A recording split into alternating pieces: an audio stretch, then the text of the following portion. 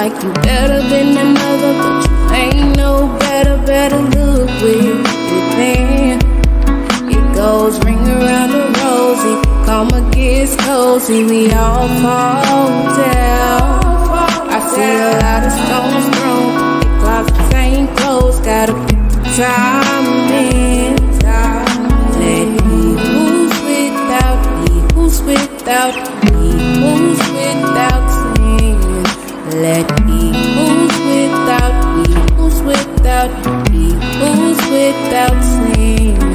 Let who's without sin. Let me who's without sin. You acting like you ain't been down this road. We've all been down before. Better humble yourself before your life gets told. Putting down each other while they pointing at our brother. Trying to break us up, so let's just lean to one another. Ain't no giving up, so pass the cup and make it up. Times, yeah, they get rough, I got your back, it ain't no trouble. It goes ring around the rosy, karma gets cozy, we all fall down. I see a lot of stones thrown, but they closets ain't closed, gotta put some time in. Let he who's without sin. Let he who's without sin. Let he who's without sin.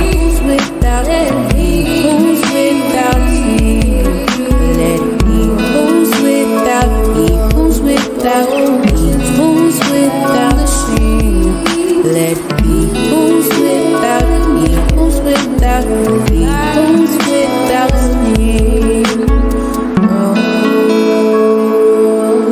Oh, you just be down the street.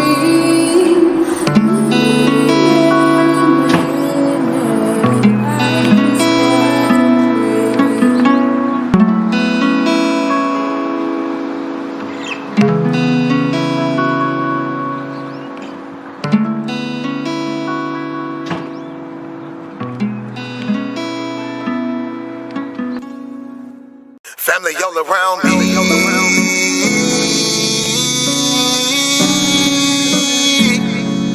Family all around me. He my family, she my family. He my family, she my family. He my family, she my family. We are family. We might have the same last name, but that don't make you my family. Nah. I got some people with the same blood, and I know that they can't stand me.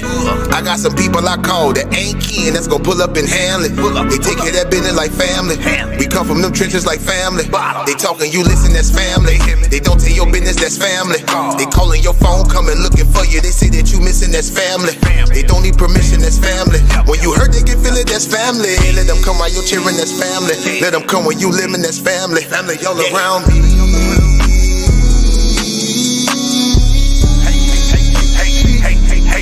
Family all around me. He my family, she my family. He my family, she my family. He my family, she my family. We are family all around me.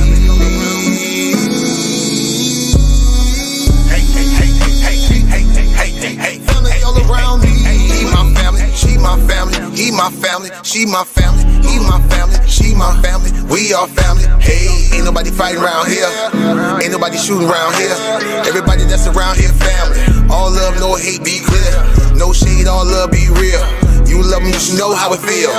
Tired of all these badass kids. Tired of paying all these bills. Family going through the same thing, so they know exactly how you feel. They supply a shoulder I can cry. I provide a place where they can heal. Leave my money out, they don't steal. Let them have it if it's for a bill. Soldier for me when they in the field. Only way I live. Family all around me.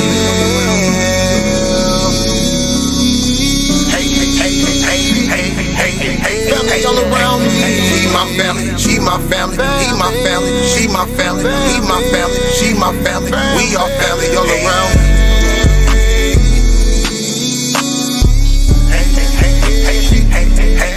Family all around me. He my family, she my family. He my family, she my family. He my family, she my family. We are family. We might have the same last name, but that don't make you my family. I got some people with the same blood, and I know that they can't stand me. I got some people I call that ain't kin that's gonna pull up and handle it. They take care of that business like family. We come from them trenches like family. Family all around me.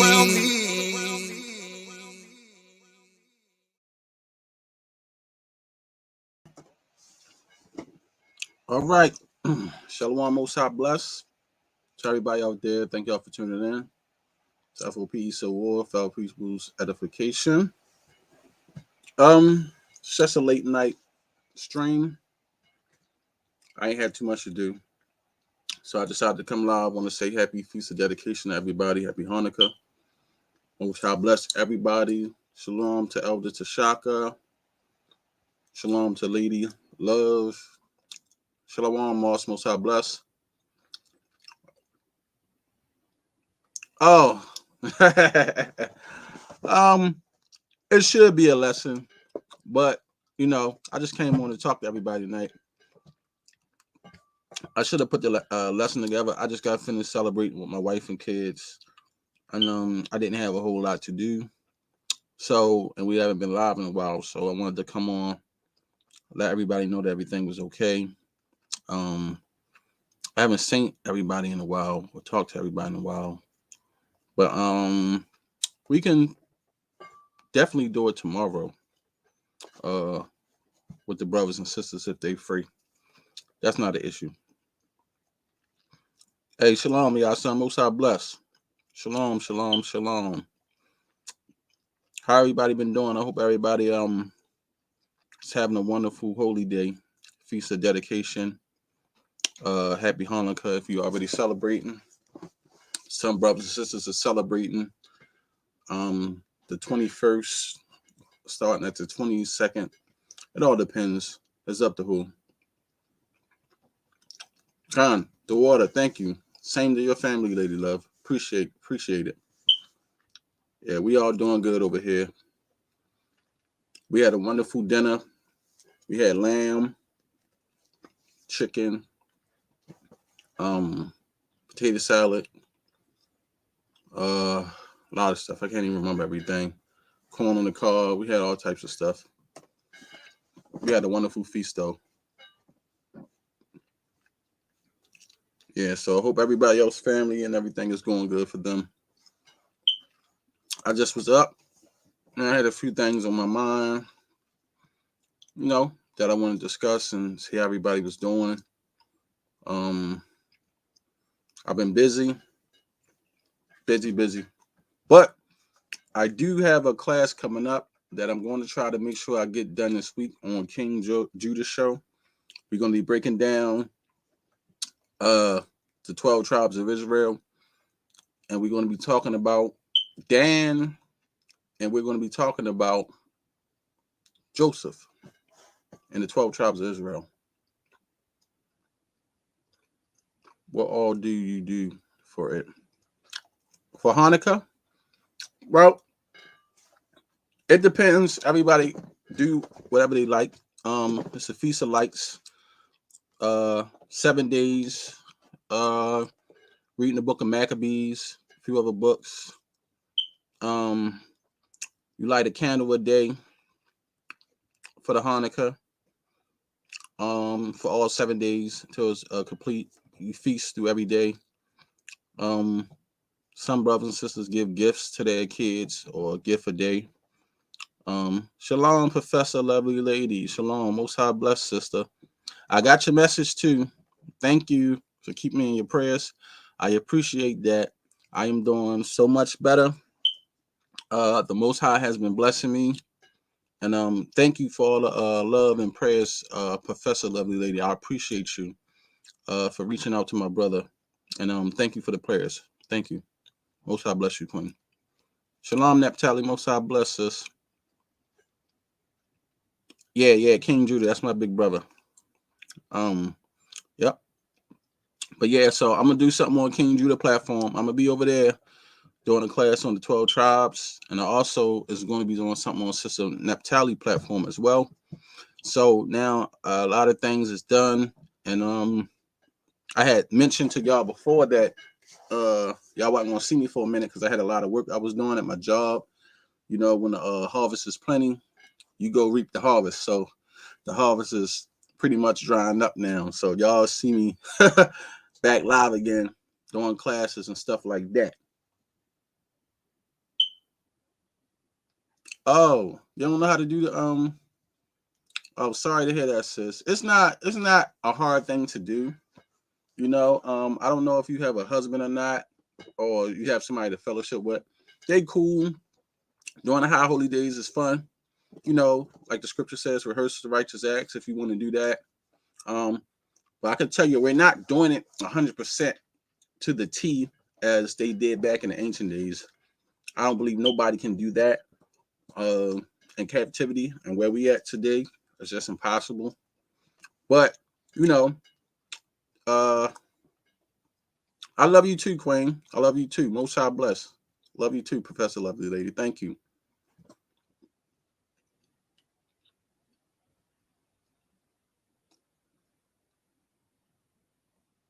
I collab with I'm just keeping it in the family. I don't really collab with a lot of Israelites like that, or ones who I don't know, or non-open-minded Israelites, because of the fact that, you know, doctrine issues and people is not open-minded to learning and reading and expanding their knowledge.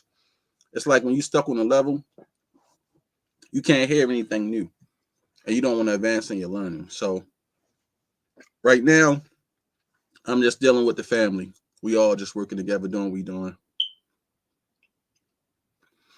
Also, wish you the best. Qanath, same to you. Thank you, and I appreciate that. I appreciate that.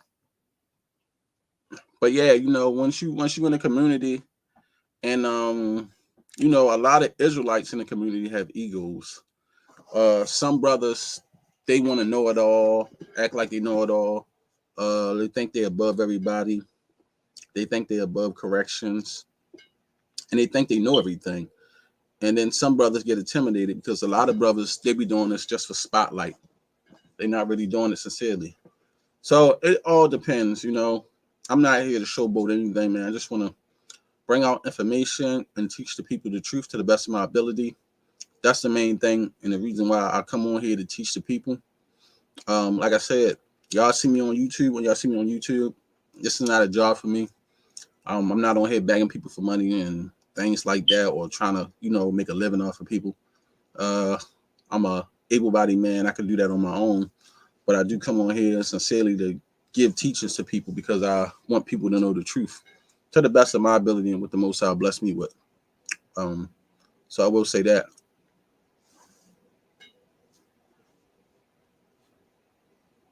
Yeah, that's true. They also do want to charge for the truth and act like rulers. And well, you know, that's scripture. You know, you got people like that out here, like scribes like that. You know, you had the scribes, the Sadducees, the Pharisees. You know, you had the Ebony Knights. You know, different sectors of scribes. You know what I'm saying?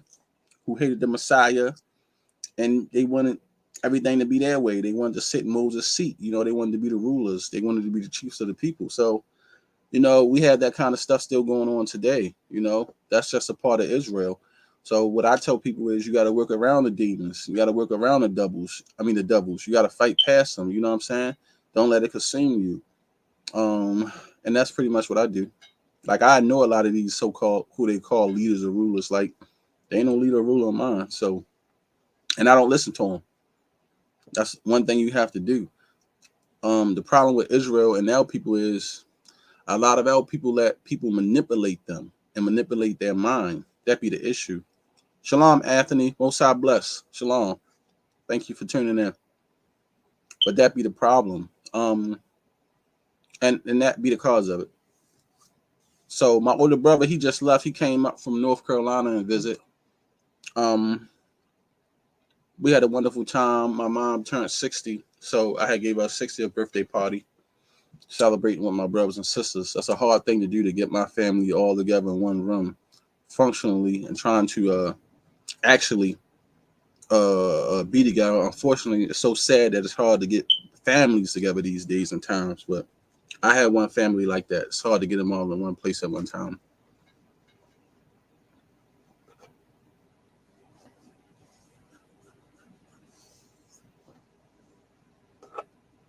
Consensus, I understand. Going to a camp isn't all what it seemed to be. Those brothers rob you, use you, abuse you. You'll be surprised. Men being there trying to sleep with you. Don't trust everyone.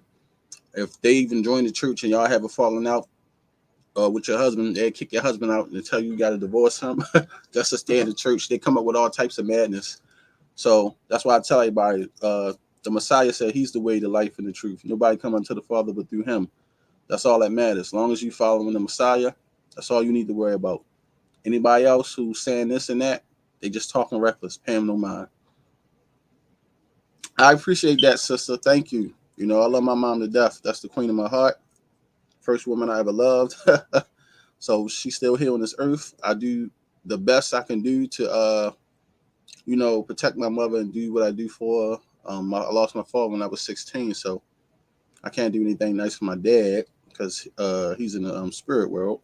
But while my mom's still on this earth, you know, I do honor my mother and father to the best of my ability. But yeah, sister, that Israel is not all what it's made out to be. It's a lot of glitz and glamour, long garments. A lot of people ain't really living the way that they living. A lot of people ain't got it the way that they say they got it. And it's also a hustle to some people. So to me, being an Israelite is not a hustle, it's a way of life for the brothers and sisters out here. And the brothers who sincerely want to help build up the nation. That's how I live my life. But I'm not in this for the glitz and glamour and the extra stuff that people be doing.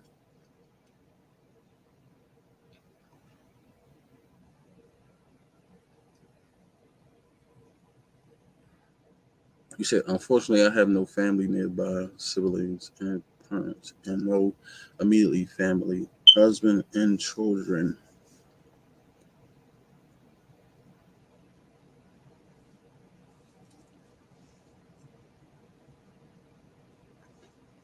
So I'm trying to understand what you're saying, sis. You saying you don't have no family nearby where you stand at, Professor Lovely Lady? Hard life for Israelites. Oh, Elder Khan. Oh yeah, definitely Israelite celebrities. But you had Israelite celebrities when I first came into this walk about 12 years ago. So dudes want to be celebrity-fied. They want you to do everything for them, cater them, rub their feet, buy them everything, and you know it's like they was charging for the breakdowns and lies that they was teaching. Well, Professor Lovely Lady, you know we family, Queen. I'm around, so you need me, I'm here for you. And I appreciate you too. And if you want to contact me, you can contact me on that email address down there, F.O.P.E newsnetwork@gmail.com. Anytime, sister. If you need something, you can reach out to me. I'll do my best to assist you in any way possible. Any way possible. But yeah, you got a lot of Israelite celebrities out here. Unfortunately.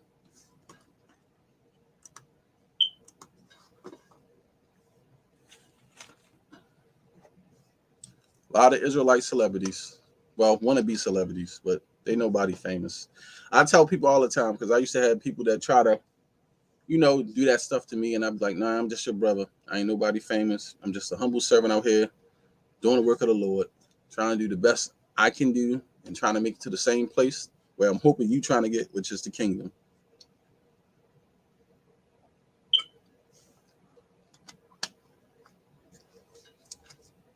No problem, sister.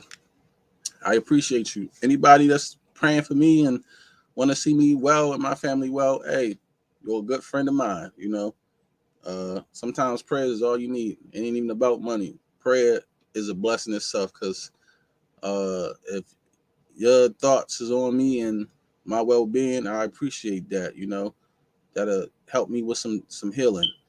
A lot of people don't know what people be going through out here, and you know, a lot of people be needing prayer and love and reaching out to people, you know. So if the Most High put you on, you know, put me on your heart, I appreciate that. Thank you, you know, sincerely. because I've been dealing with things, but I'm all right. You know, I'm not dead. I'm still alive, so still fighting. I'm definitely still fighting. If anybody want to come on, y'all can come on and talk to me. I would really appreciate it for real. I don't mind sitting here reading all the comments though, talking to y'all. But I just had a lot of things going on, and if y'all celebrating the Feast of Dedication, you know, enjoy it. Love your family, love your life, live it to the fullest. Yes, it do. It do. I grew in this walk, and I've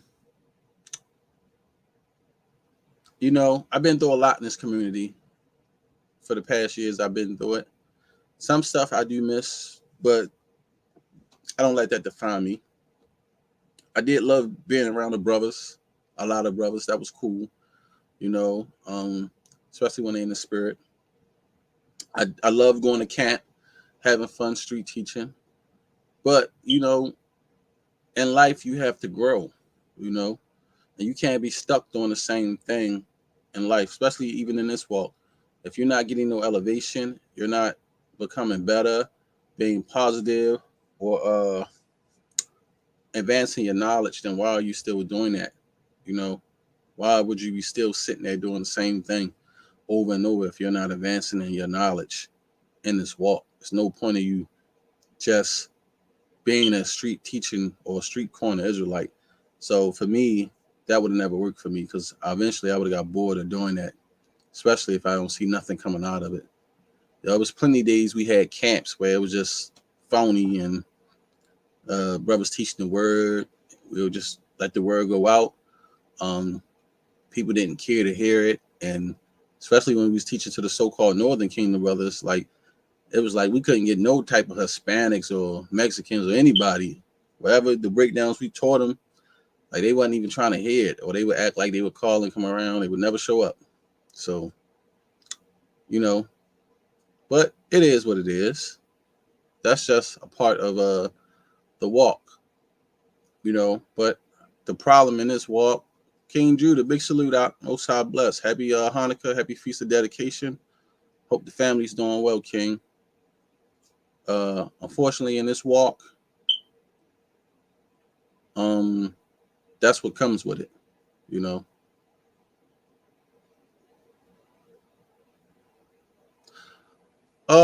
Well, during the time when we was out, women was not really allowed to come out to camp like that. And then like brothers have started changing it. So now, brothers have all these women out there saying, oh, they out here for support. Me and Elder Qanath never felt like a lot of women should come to the camp all the time, especially with children, because, you can get in fights and stuff out there. People be throwing stuff on you, trying to spit on you, mob rush you. So the issue with that is now brothers have all these women out at camp with the kids. So you might see 30 women out there, 40 women sitting out there in chairs, little lawn chairs and shit like that. I don't agree with that. I don't think no women and children should be out in the battlefield around anybody, especially people and crowds of people, large crowds of people. You can have a crowd rush or anything. People can be trampled, stampeded. I always said that. So I never agreed with a bunch of women out at camp and children. I never took any of my kids to camp, period. I would never wanted to do that. I just didn't feel safe with that. And I didn't want to be somewhere where I felt like I would get into a altercation with somebody and my wife there with my kids, and my wife might want to jump up and do something, that's not a good idea with your wife out there with your children and somebody trying to hurt you, it's bad business. So King Judah, big salute. Most High bless. Hope you're doing well, King. Definitely.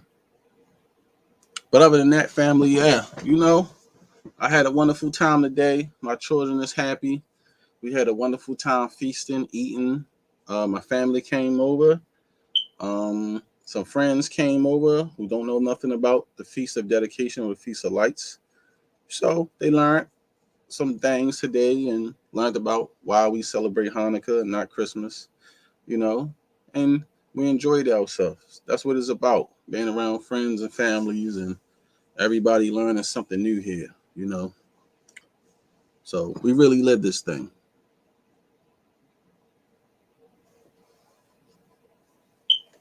So yeah, King Judah, I was telling him about the class we got coming up and how we definitely going to do that thing. I don't know, you probably at work, but if you are, you know, I was letting them know that that thing definitely going down. Hopefully we can do it this week coming up, probably on maybe like a Friday night, something like that would be good. Because I know you off.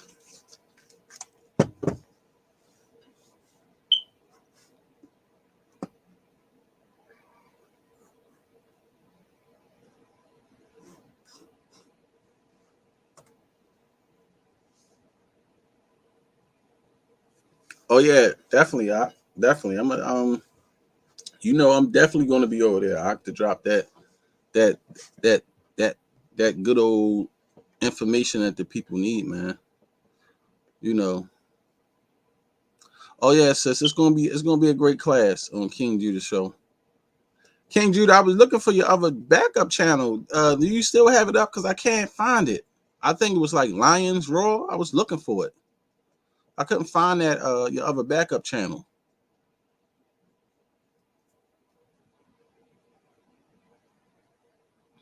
And I know it's late too, y'all. I'm sorry. I know it's late. Y'all probably wondering why I'm going live at 1 something, 2 something in the morning. Well, like I said, I was enjoying the feast of lights with my family. And everybody is asleep now. And I'm wide awake. So I said I haven't been live in a while. I haven't been doing nothing. And I've been off for these few days. So I wanted to come talk to y'all. You know, that's why I decided to go live late. I know everybody else might be in bed or doing something, but I'm up. So I'm just here to kill time and speak to the family. I don't want to let Oracle down. All right, yeah, tell her we're gonna do it this week, God. Tell her it's gonna happen. We're gonna do it this week.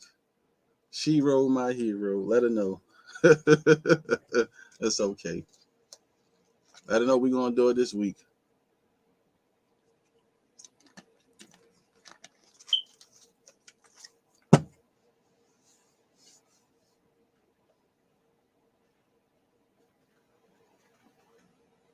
And y'all, please support my brother King Judah if y'all can. He got some amazing clothes he been doing over there. Some beautiful branding. Some beautiful stuff he been displaying. Let me see if I can find some. Y'all can go in there to his website, King Judah. I think it's KingJudahLLC.com. Check out my brother's stuff and support his stuff. He got some stuff, y'all. Some nice stuff over there. Oh, here it is right here. Yeah, y'all please go over there and support my brother.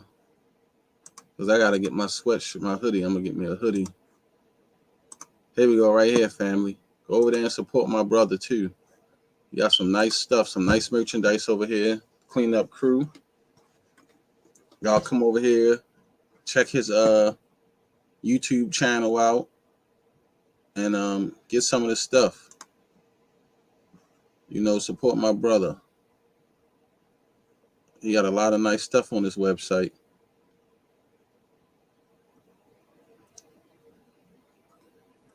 Yeah. This is what I'm getting for myself right here. I want this right here. The black clean up crew hoodie. Royalty. Beautiful. So yeah, family, go over there and support my brother King Judah. But yeah, we'll be live on his platform. Hopefully next week. We'll be live over there doing a class. And he got stuff for women too. For the ladies. He did some beautiful stuff for the ladies that he showed me. It was real nice.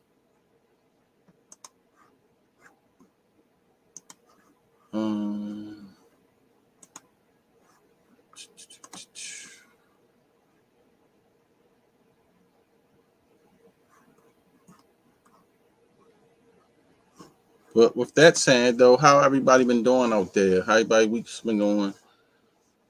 A lot of crazy things is going on. Brother's been keeping us updated with the Vladimir Putin stuff and the break of World War III. Just watching different things. They talking, they firing missiles here and there.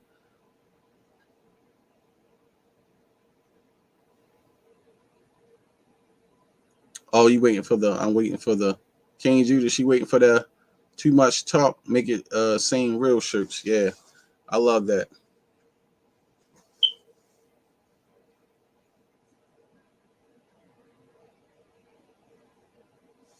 Yeah, I like that shirt, and I like that saying King Judah say. That's a good saying. Yep. But some, like I said, somebody want to come on and talk with me. Platform is open for y'all. Other than that, I don't mind reading the comments and responding to them. It's no big deal. No big deal. Shalom, Matthew. Most High bless, King. Most High bless. Appreciate you coming on. But yes, family, everything is wonderful. For me, Elder Qanath, he's been busy. I know y'all wondering why he ain't been live over here, but he be on SideNet a little bit here and there because he has his real estate business going on with his houses and the CMOS business. He don't really have a whole lot of time like he used to. I call him. He always driving or dealing with these houses in his business on the go now. So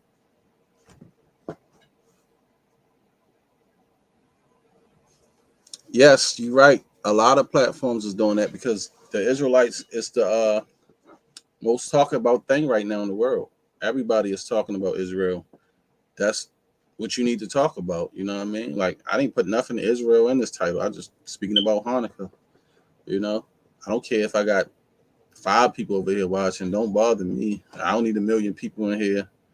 Or a million just people in here just looking for nothing, not saying nothing, and then it's like, too, when you don't not on your platform and you don't have controversy, or I'm not over here beating nobody up or talking bad about nobody. Nobody don't want to hear me speak about nothing positive or how y'all doing or if y'all was having a great feast day or how your family doing. One thing about our people, we don't care about that. We don't wish each other well. A lot of people, they want to wish bad and or say we haters and all that. But when we come on here to wish our people well, our viewers well, our moderators well, and things like that, people don't want to hear that. They just want to hear you talk about the next man and all that crap. And sometimes, man, I don't want to give out negative energy. I'll give out negative energy when negative energy needs to be. But I'm on here trying to raise positive energy for myself and raise a different vibration for myself. Just like the brother Matthew said, peace, love, and light. That's what I'm trying to bring today to everybody. Peace, love, and light. You know what I'm saying? And that's what I'm doing here now. Is bringing peace and love, relaxation, and enjoying my feast day. No negativity. What I'm not trying to really draw in the people. And I hope everybody is blessed out there and being positive, and the Most High is truly blessing y'all and treating y'all well. I think we don't do enough of that, sending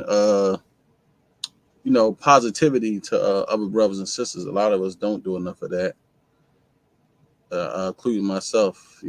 But I be dealing with my own stress and different things. You don't have to be saying, sister. You don't have to turn your camera on. If you want to come on and talk, it's not a problem. I know certain people who come on here, like, I show myself because I don't mind letting the people see me. And I know sometimes people want to see who they talking to. But when everybody else who be coming on here, like just normal viewers who we know, you ain't got to turn your camera on. It's not a problem. It's people that we don't know, or they will come on here because I don't want nobody to come on here try to show their private area. I don't want nobody to come on here. The racist people, they come on here, they post, the N-word, call us all types of names in the back chat and say all types of crazy stuff. So we do that for the viewers' sake and for y'all's sake, so nobody don't feel disrespected or having these crazy people on the platform no more. That's the reason why we do that. So if you have somebody's face, you know how they look and who they are. So that's the reason why, we be asking people to show themselves, especially in the back chat. But other than that, it's not a big requirement that you sit on a platform and show your face. King Judah come on our show all the time. He don't never show his face, but he really don't need to. He good. Everybody know King Judah. King Judah don't even show his face on his own show. All you need to see is the face of the lion.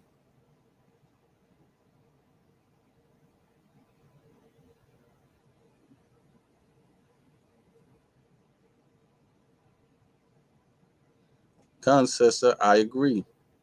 I hope everyone is, happy and have some type of peace or be determined to get some peace or be at peace. The scripture says we should try to live peacefully with all men.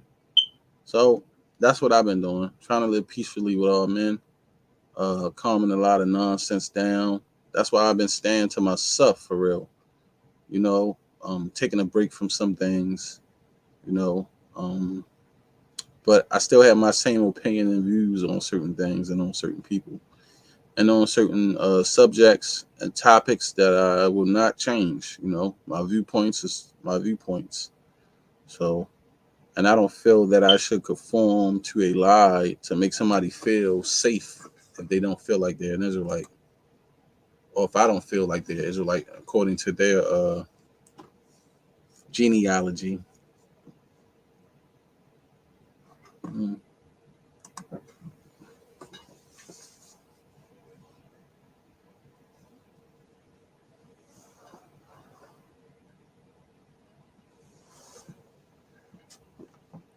Yes, you definitely have to develop balance. Exactly, like I said, you have to be. We have to be happy with the time that we have, because my nephew, he had 11 months on this earth. That's all. Lost my nephew at 11 months. So you never know when it's time for you to go and your number going to be called. Appreciate every minute, every hour that you have, even if that's period. Because some of us don't think that, like we made it out of the womb, got to breathe and live, got to see teenage years, got to make mistakes, got to have families, got to have children. Some people don't get that, so we got to be grateful for the time that we was given. Even if life hard or whatever you're going through, because like I said, think about it, we could have been born in a time where, people was getting hung and whipped and was forced to sell cotton. We could have been born in the time when we was getting thrown on the slave ships. So we're not. We're here now. Appreciate the Most High for giving us a different chance and opportunity to live. So I don't take, my life for granted. And I appreciate the days that I have. That's good. And I'm gotta appreciate the bad ones too, because life is balanced. Like the brother Matthew said, you got to have balance or develop balance. So what's the world without good? What's the world without evil? You got to have balance.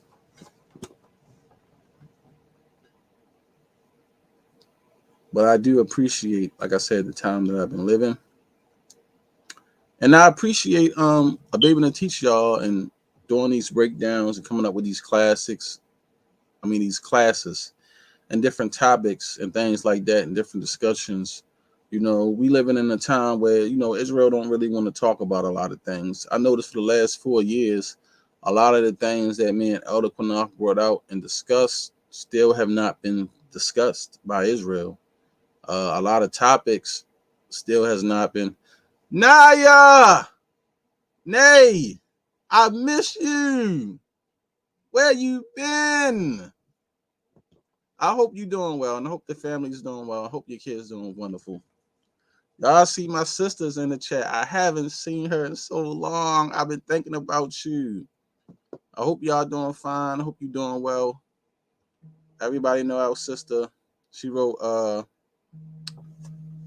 the song Cry No More.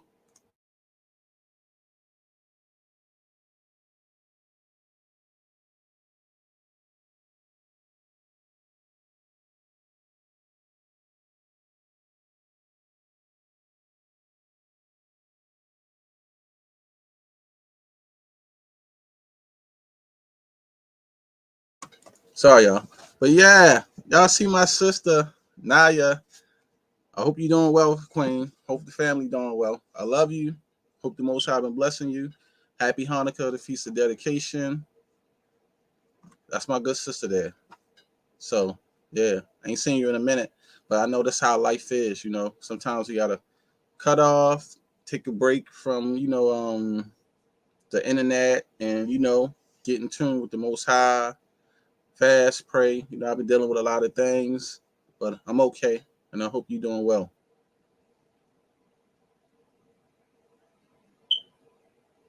No, I'm not into the chakra knowledge. I really don't. I'm not into that. I know some people.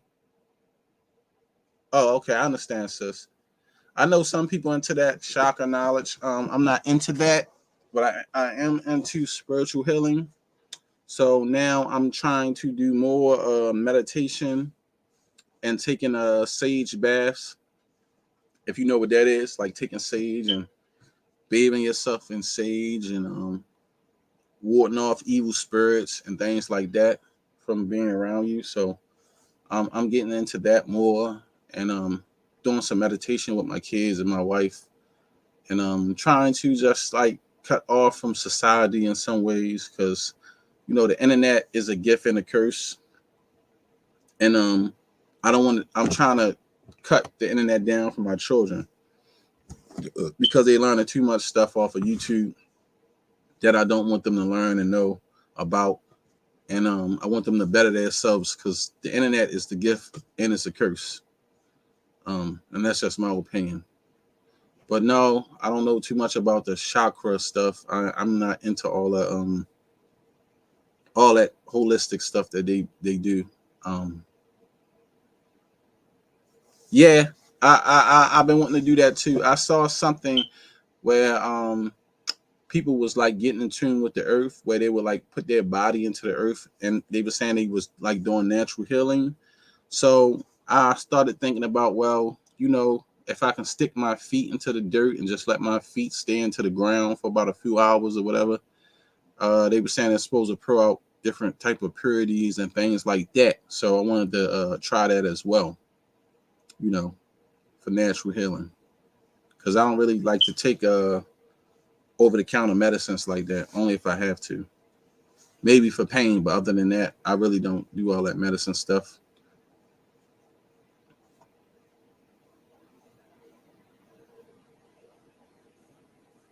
But Nay, I'm glad to see you doing good, sister.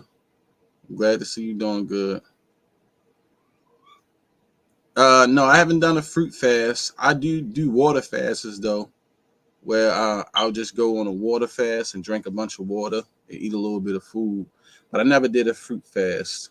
I don't think I would make that. I'm just going to be honest with you. If I did that, I would have to protein shake it a lot if I was doing fruit fasts because I would need something to make up the food that I'm not eating. Even though I don't intake a lot of solid food like I used to, I could eat one big meal and be good for a day, or I could eat one big meal and eat a snack and then I'll be fine. But I don't eat a whole bunch of solid food like I used to.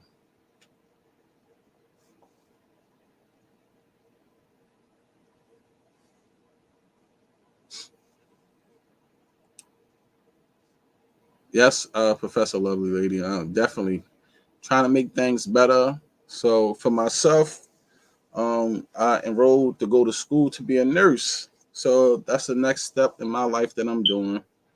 I'm going into nursing. I'm going to be a nurse.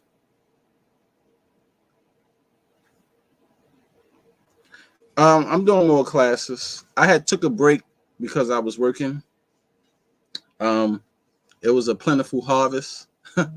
Now that plentiful harvest had pretty much dried up. So now I'm back to teaching, you know.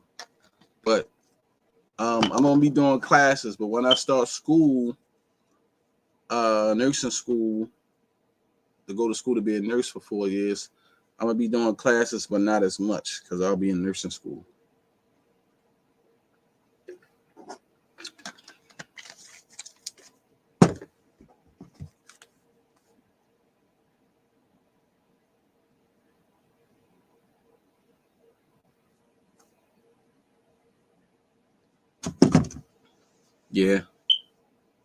Yeah, thank you. I'm just trying to do something different. You know, I'm already into surgical, so you know, I'm just going to keep it going, and trying to do some more positive things to make some more money so I can achieve more of my goals faster that I want to do in life.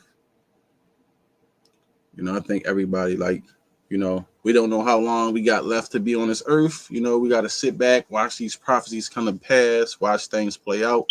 So, you know, I'm going to utilize my time to the best of my ability. I'm not just sitting around here and, you know, moping around and crying about the Most High coming back 24/7. Scriptures tell us, you know, we should worry the Most High day and night, but also not be pressing for the day of the return of the Lord, because what end shall that be for you?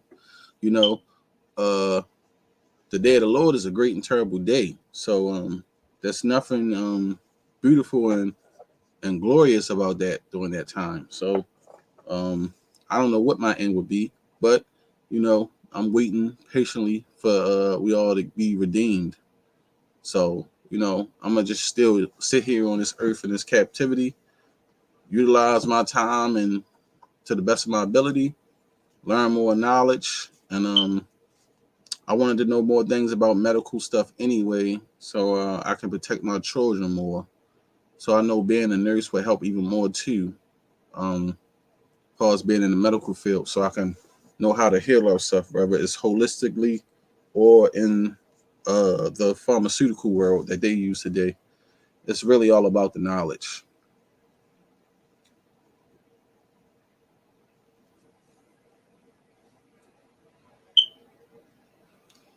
Um, well, lovely lady, I wouldn't say that because, like I said, at the end of the day, we still got to go into a wilderness. You're gonna have a lot of time in the wilderness. It ain't like the kingdom coming straight to you. You know, you got a lot of time to clean up your act in the wilderness, but a lot of people ain't even gonna make it out the wilderness. So you got a lot of time. Trust me.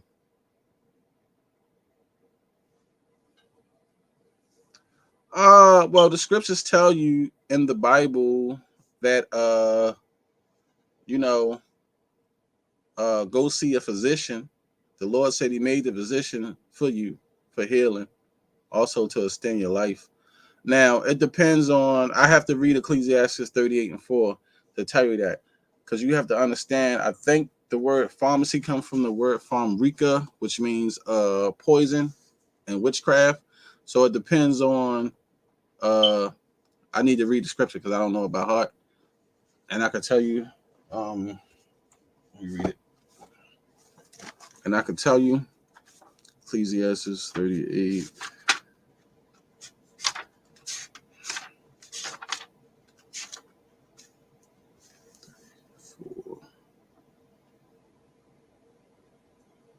Right. So the Lord created medicines out the earth, natural herbs and healings and things like that. Right.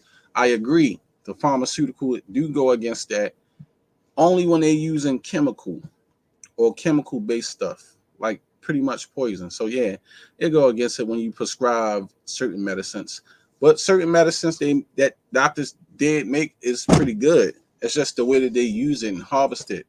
Now, one thing I would say I am 100% against is vaccines and vaccinations, because it's the way that they use the bacteria. And if you're using bacteria from dead humans, fetuses, and stuff like that, no, you don't want to inject yourself with stuff like that. And harvesting, you know, the flu shot from like different things, like eggs or whatever like that. You know, you can go research that stuff. I don't really I'm not giving medical advice or anything like that, any type of health advice. I just want to state that because I know how y'all is, YouTube. I'm not giving any medical advice. I'm stating stuff that you can look up, that they'll tell you how they do certain practices. So I'm saying that I'm not giving no medical information, no medical advice. But it's up to you. I will say that. But yeah, I definitely do feel like it's against that scripture. Yeah.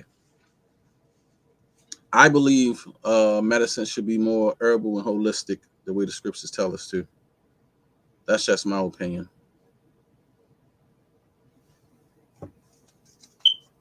We all should be medically inclined.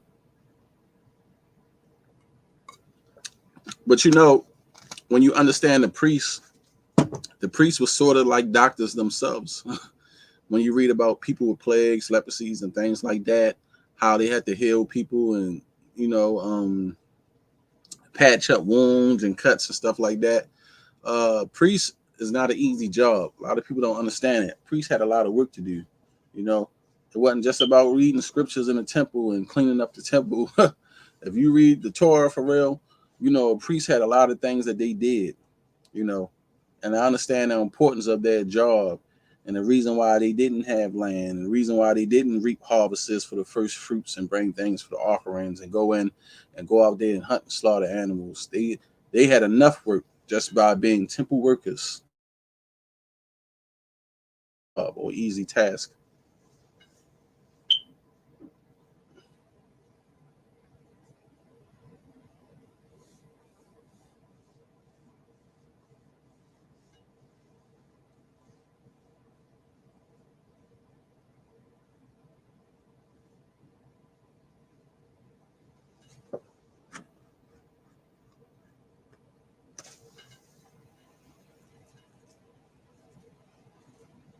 But when the Lord returns, he's going to make us a nation of kings and priests. So we all would be performing them same duties and them same tasks that pretty much the Levitical priests did. But the priesthood, everybody will not be on the same level. Everybody won't be a high priest and doing certain things. Everybody will get their portion that they're given, and that's going to be that. That's just the way that's going to work. But like I said, since you got a lot of time in the wilderness, you got a lot of time to get ready, because even when we go to the wilderness, the Most High still going to give you a chance to get it right there, clean up before the kingdom come. So the way this thing moving, I don't know. It's a lot of things going on. Hosea 2:18. Let me read it.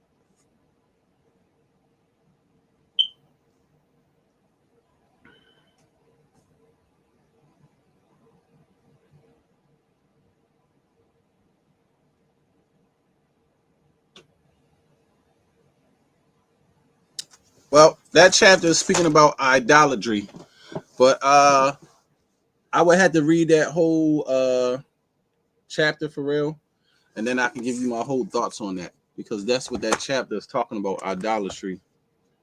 And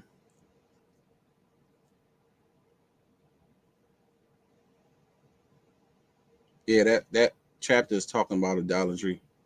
But I would have to read that whole chapter out, and then I can give you my thoughts on that Hosea 2:18, because that's just speaking about one verse, and I don't want to give you just my opinion on that one verse, just off that one verse. Yeah, they did.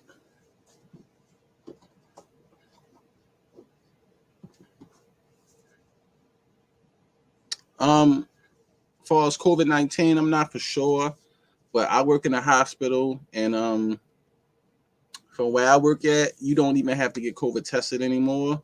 But if they are rising, they're not rising here. I did see some stuff that was going on in China where they was forcing people to quarantine and take tests. I did see a video where they forced a woman to take a anal COVID test, which disturbed me. But you know, I'm not for sure if that's going on. But as far as I know, where I'm at, no, it has been no rising of COVID-19.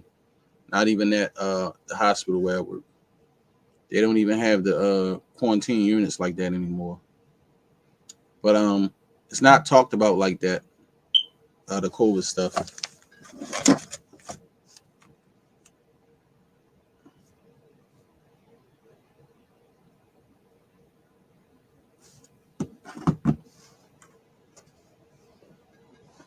Yeah. Like I said, you know, you have to understand media controls a lot of things and they use fear tactics to put on people. So when y'all understand that, that's why they do certain things. So, you know, they could still talk about, you know, COVID-19 or whatever like that. But when you actually work in a hospital and, you know, you're around the patients, people getting surgeries, it's a process the way that stuff works. And if somebody had COVID and they got surgery, you would have to clean the instruments a different way. Or if somebody had like mad cow disease or something like that, it's a certain way you have to clean the instruments with the machines.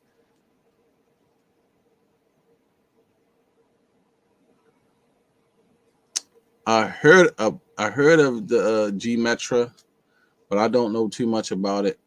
Truthfully, Naya, I'm just being honest. I don't know a lot about that.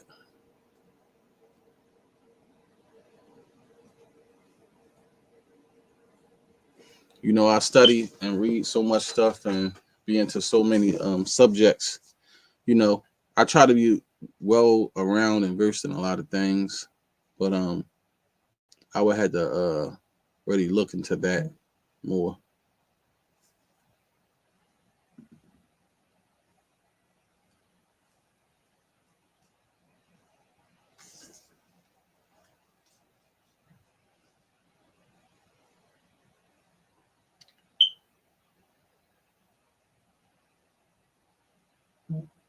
Oh yeah, but of course, yeah, they definitely would do that. You know, um, like I said, the news and the media is made to put fear in people. So it just depends. They hike the numbers up and say, hey, you know, this is going on. You should do this.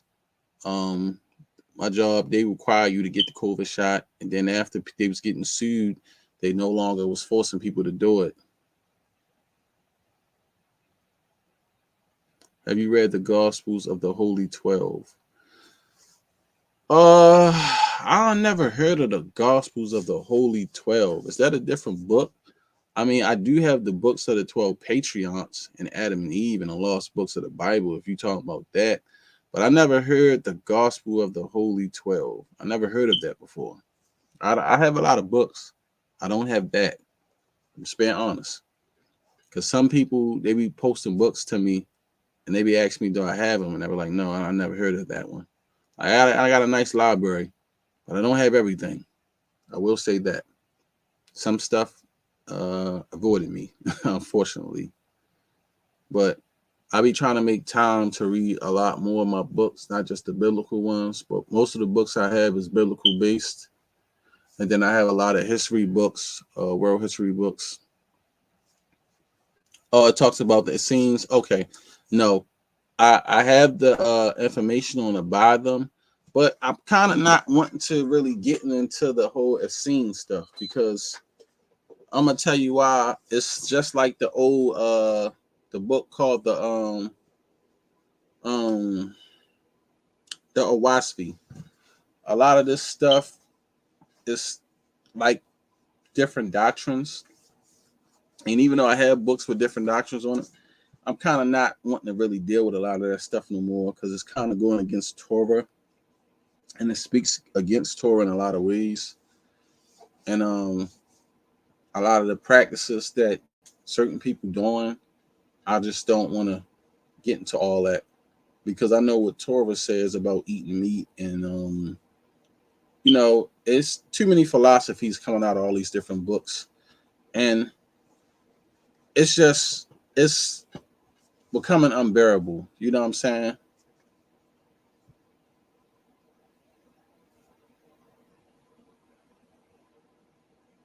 Right. But and I understand that. That's what they teach, right? But you know, once you go in the scriptures, the Bible, if you go in here, it's a scripture that tell you give a man strong drink. So that's what I'm saying. They don't do it, but the scriptures don't say you can't. Right. Genesis 29 is clear far as when it says every herb and seed was given to you for meat. But it's also clear when it tells you take every man a lamb and kill it at the Passover and eat it. So, you know what I'm saying? I tell everybody it's a balance to anything that you do.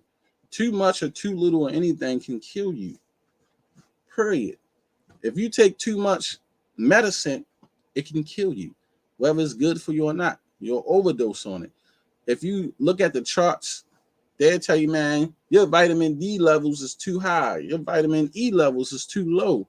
So it's all depending on the levels. Yes, you can tell somebody's health by their teeth. Their tongue, your teeth is two big factors how you can tell how good somebody's health is. And also your colon. But if you putting too much stuff in your colon that's too good and too bad, brother, it has to be balanced. Now, the Most High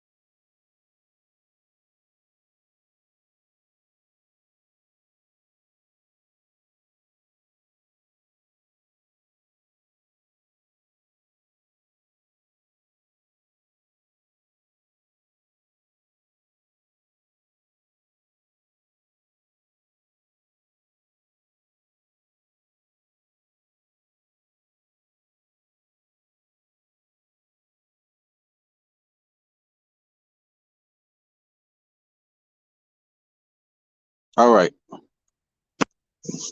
I'm sorry, y'all. I don't know what happened to my internet. My internet went down in my house. So I'm on my cell phone now.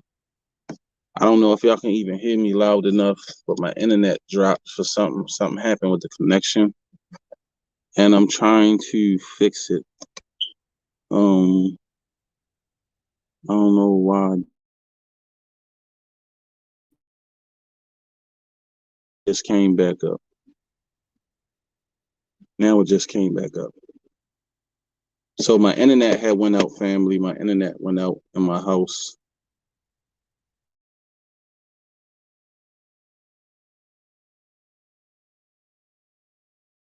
Minutes so it can boot back up. I'm trying to get it to boot back up. Oh, no. Okay. All right, here we go.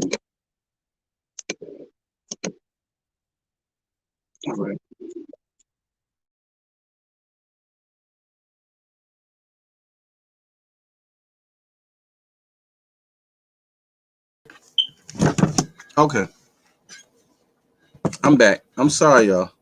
So my internet dropped out. I forgot what I was saying.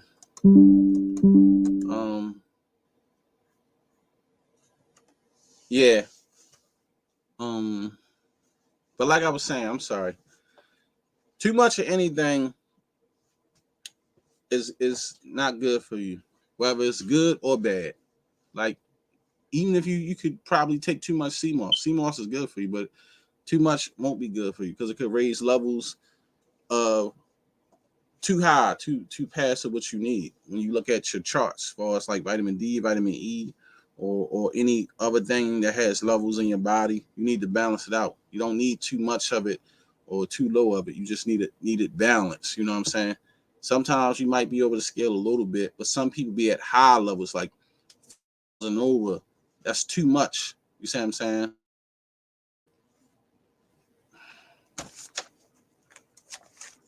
I'll read Jeremiah 7:21.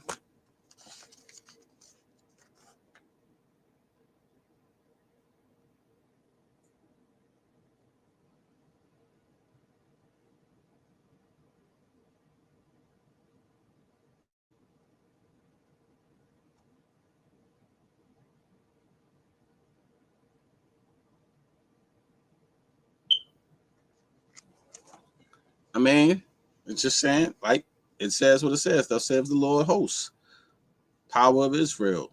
Put your burnt offerings unto your sacrifices and eat flesh.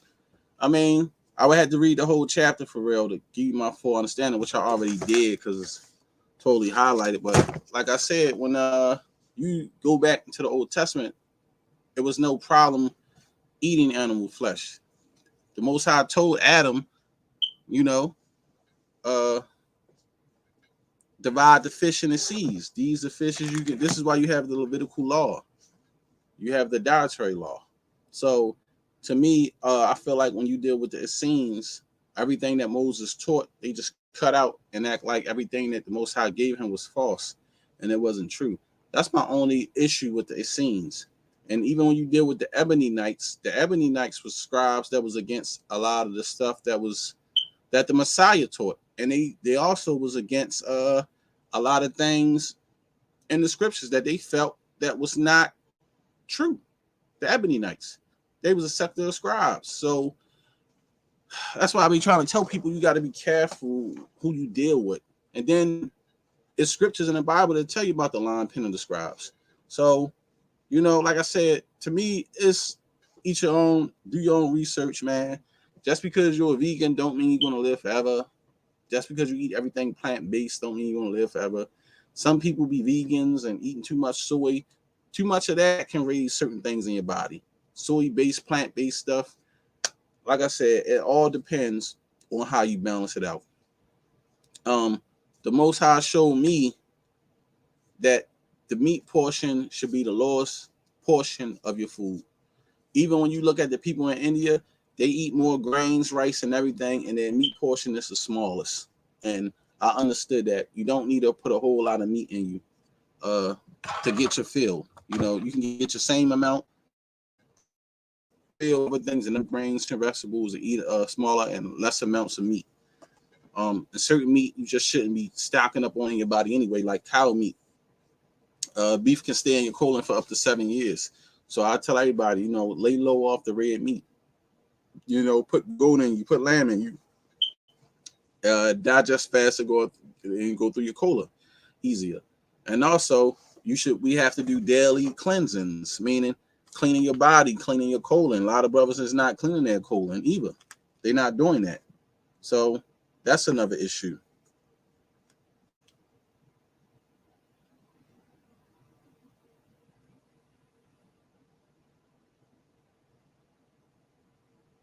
Right. I just read that Jeremiah 8:8.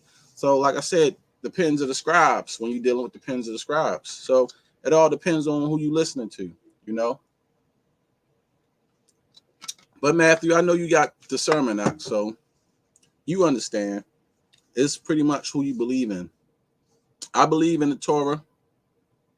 It was written by our forefathers. I don't have a problem with the Torah, but my thing is I don't tell brothers how they should live, and I don't believe in picking up every book that somebody says that's written by our people and take everything 100% face values, because we know back then you had a lot of wicked Israelites and a lot of stuff was taken out of the scriptures, and I feel like some things was added in. So, you know, we got to be careful. A lot of our information in books is locked in the Vatican. So we all never going to have 100% of the truth or know 100% of everything anyway, until Israel get redeemed and we be learned and taught everything that we really need to know. But my thing is, I tell everybody, man, don't be out here eating fried food every day. That's just stupid. You know, you want to kill yourself. Baked food would be much better. I wouldn't tell everybody go out here every day and be eating all types of stuff. Now I'm hearing about they got cloned salmon. People been eating cloned salmon. People eating tilapia. I don't even eat that fish. You know what I'm saying? And that's a fish that eat poop. And then they sell it to you after after they use it to clean poopy water that people put feces in. So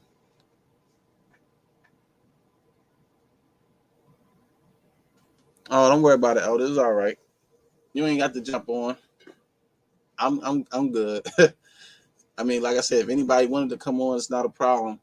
It's okay. But if not, it's not an issue. I know it's late in the morning. It's going on 3:00. Like I said, I just came on here to talk with the people, let y'all know I'm okay. And I miss everybody. I'm gonna be on here more often during classes and everything. And I had a wonderful feast with my family. We had a wonderful night. I hope everybody else had a wonderful feast of dedication. Happy Hanukkah. And enjoying themselves. You know, just spreading some positivity and some love to the people.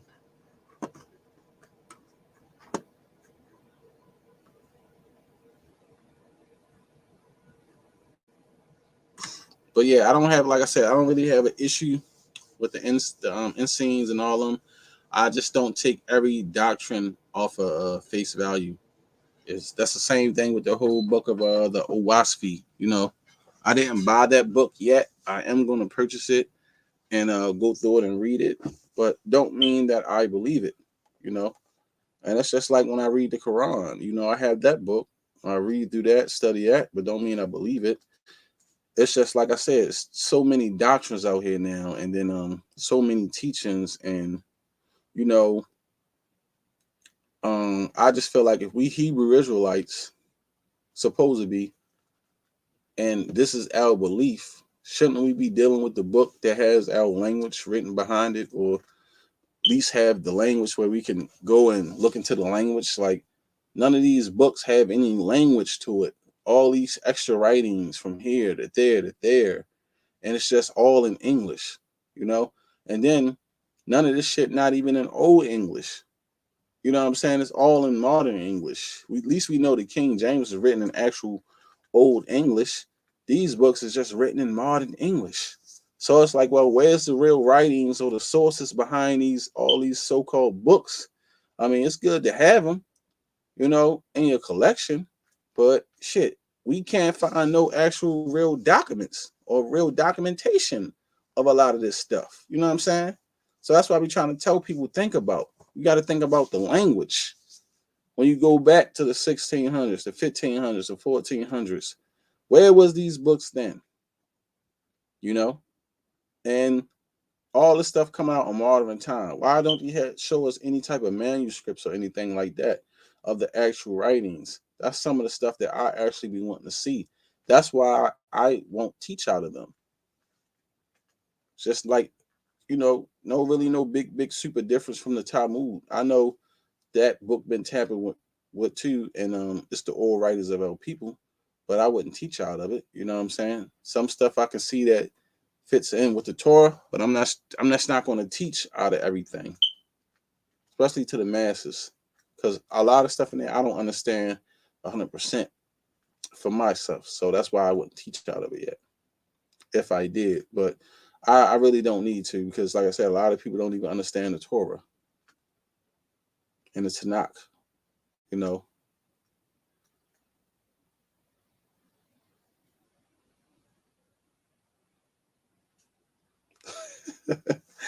They keep talking about Park Heights, West Baltimore. You know what I'm saying? I ain't even from over Park Heights, but that's cool. Elder Tashaka, you come down around that time, man. You know, that's cool.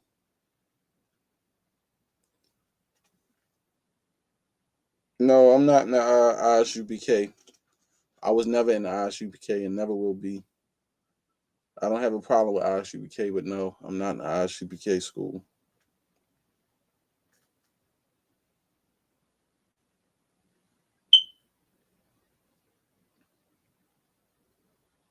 I mean, you know, it shouldn't matter anyway. Um, we are Israel, you know. Oh, that's cool. If you talk to them, you know, like I said, they operate the way they operate. I just don't agree with the way they operate and do things.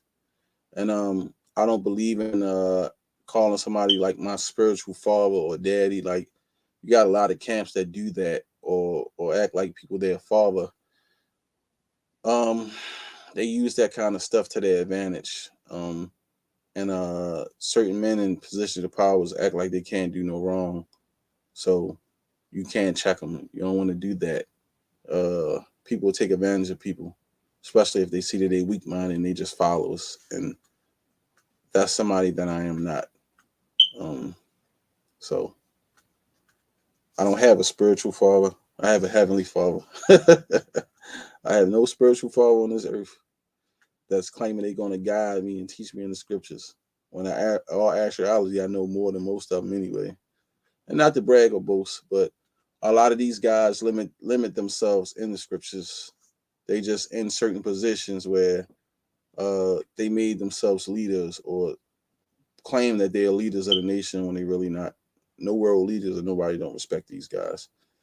They just normal citizens. But it's like I said, being in the Israelite community, a lot of this stuff is a hustle for some guys. It's just a way of living, how to get paid, how to get their bills paid, and they live their life that way. Like I don't.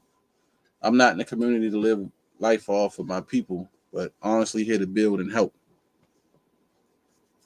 Yes, sister, Professor Lovely. That's all you need is the father. That's your spiritual father. That's it. No man on this earth. My father passed when I was 16 years old. I'm 37. I don't need no man talking about he's my spiritual father.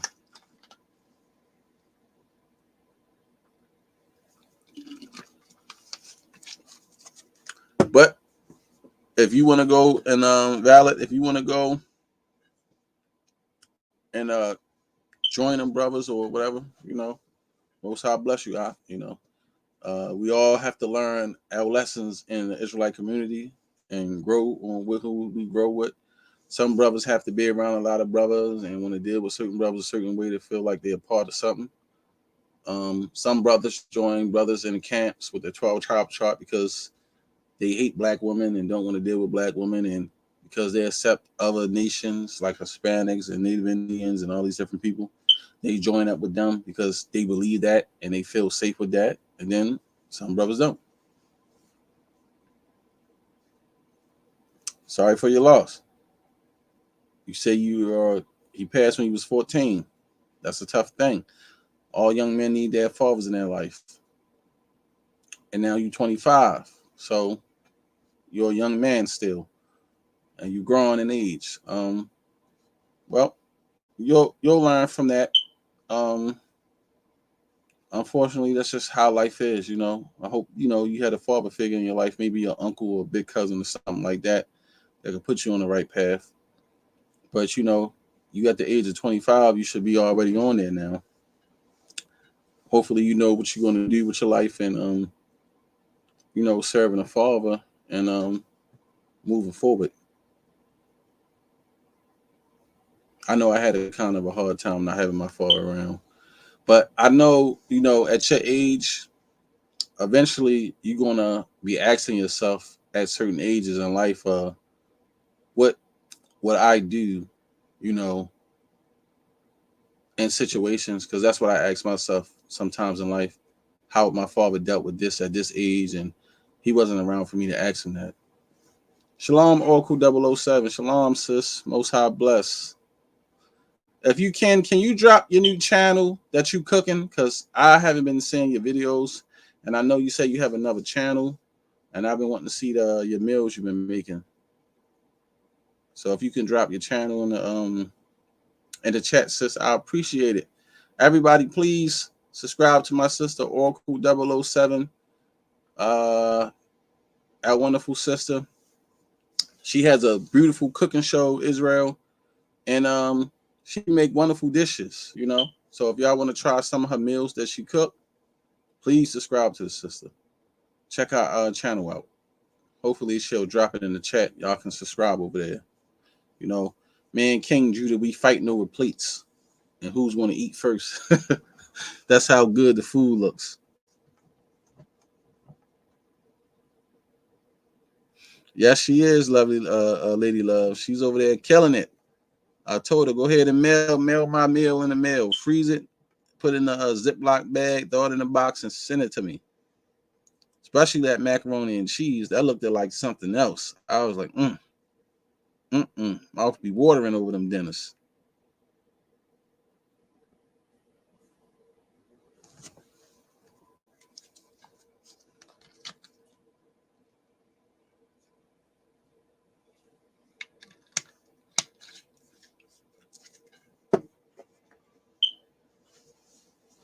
Yes, that's the issue. She's on there showing all that good food, making me hungry. Every time I turn around and wake up and I see one of her videos, I just smile because I'm like, okay, sis about to cook it up real nice. I love the way she decorate the plates, and it's like a 5-star hotel restaurant when you see her cook. And then she got to eat it and throw it in their face and how good it is and sip the wine with it. So, you know, that's cool though. But I love my sister.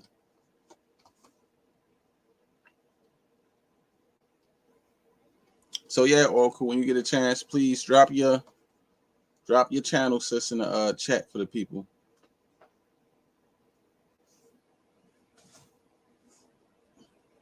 Okay, Shiro. Y'all see it? I'm gonna look it up right now. See can I find it.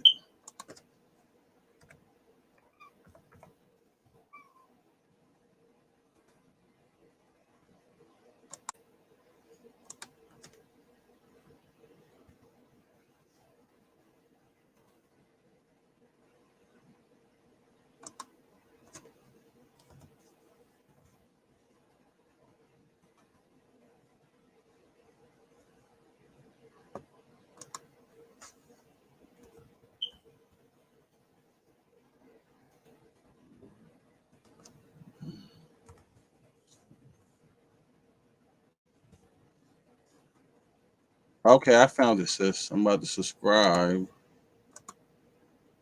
There we go. Now I'm gonna drop it in the chat for y'all family. Copy. And here you have it. Now this is for the good food, good food. Please subscribe to Shiro for the good food, good food. There y'all have it.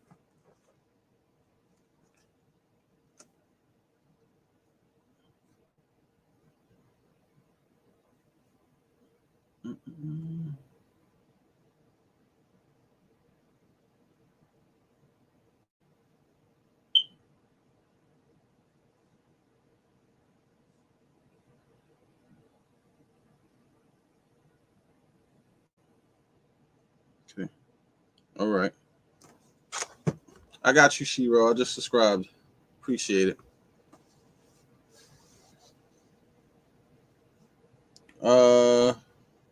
Do you want black people to stay separate from other people? Listen, only want black people to be separate from other people in this fashion, far as relationship wise, sexually, and far as intermixing. Other than that, we don't have to stay separate from nobody. I work with all different types of people in the medical field. It's just business. That's all it is, you know. It's just a job that you do to get paid. Other than that, I am separate from any type of sexual behavior or anything with any other nation of people, period. No problem, sis. Most High bless. I want to stay separate that way. And I want to stay separate from living around them. I don't want to indulge in their culture. I don't want to indulge with their people. I just want to be around my people. And I want to have our own businesses and things like that, like how they bring their businesses in our communities. Well, they won't let us bring a business in their community. So I want a Black Wall Street for my people everywhere, where we got our own markets, our own doctors, our own lawyers, our own schools, that we run everything. That's what I want. And it's no disrespect. It's just only fair. My thing is, I don't like when people get mad at people like me who think that my people should have their own just like everybody else.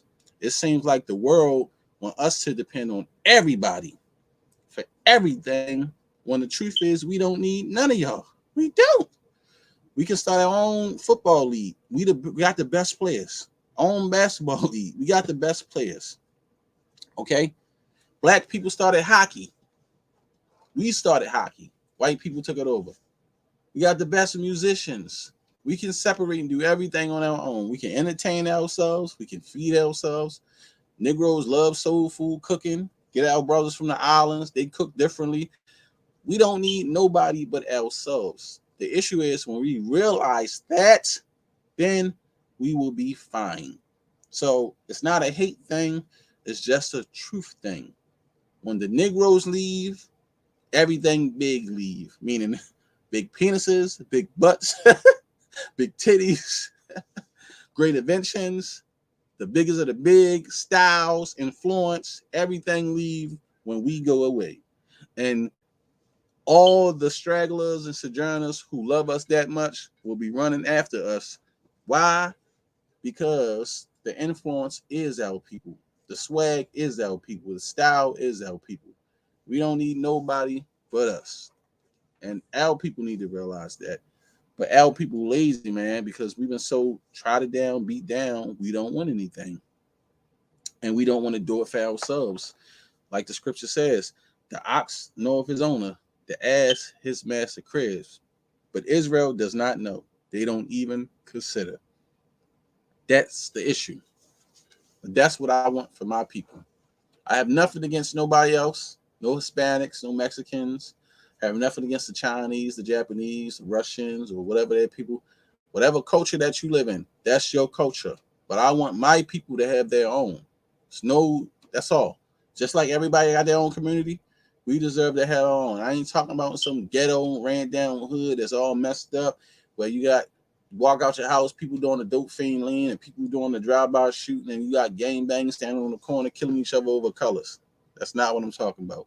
I'm talking about real live communities where we get together and we work together and we educating our children properly, not indoctrinating them with lies and things like that.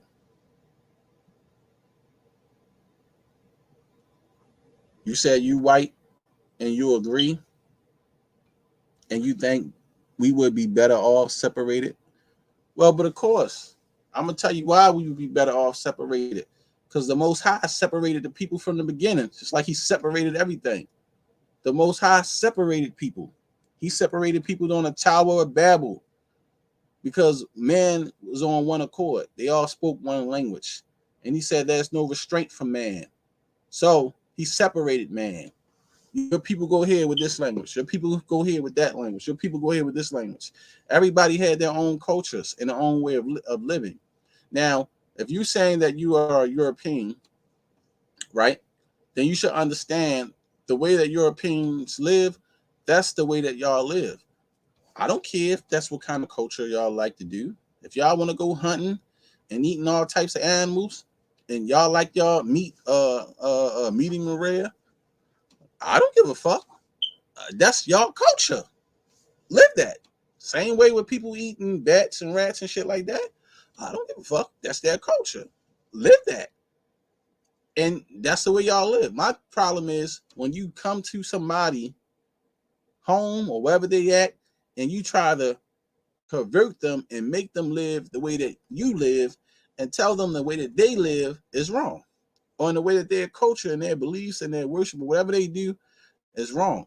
You don't have a right to conquer a people and take away their living and the way that they do things and their practices and their culture, their language. That's my issue. And European people been doing that to people. They try to colonize everybody into the way of life and their way of thinking. The way of European thinking is not for us. You know what I'm saying? That's why that monogamy comes from, with y'all pushing on y'all monogamy and all the different things that y'all do to people. You know, that's not our culture. White Jesus and shit like that. No, thank you.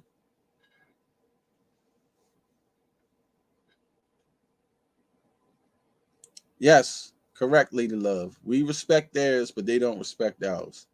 If that's what you practice or whatever you practice, I don't care. Don't bother me. Just let me keep my own culture.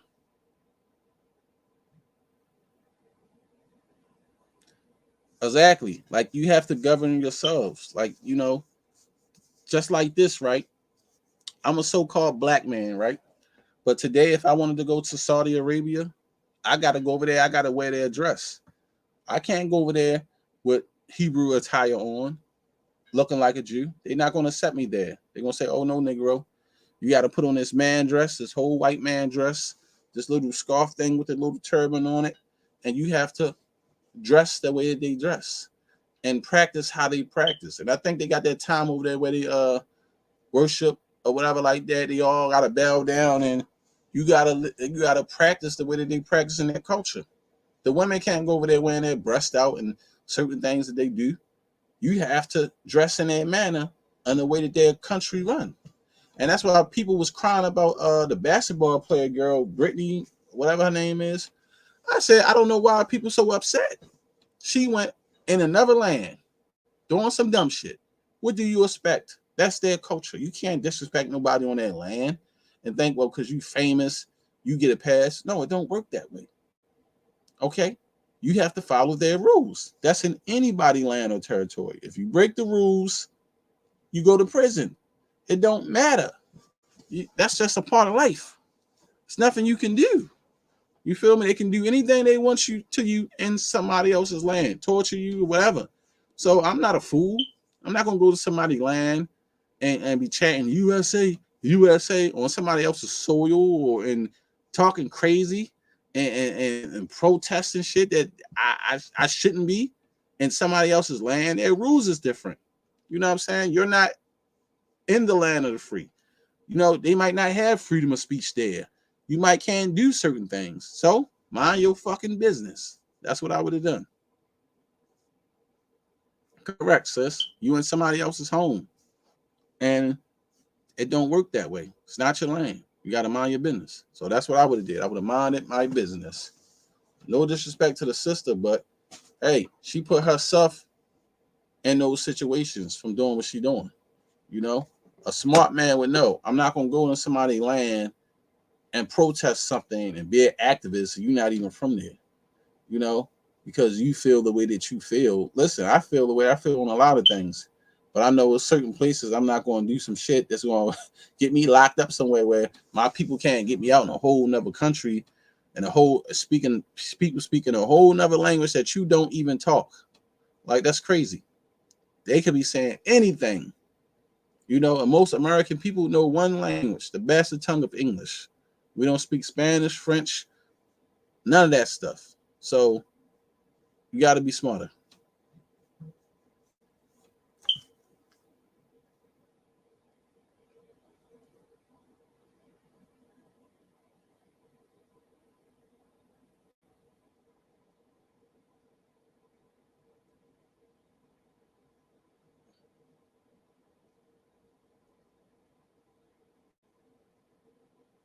I'm sorry, family. Let me check my phone.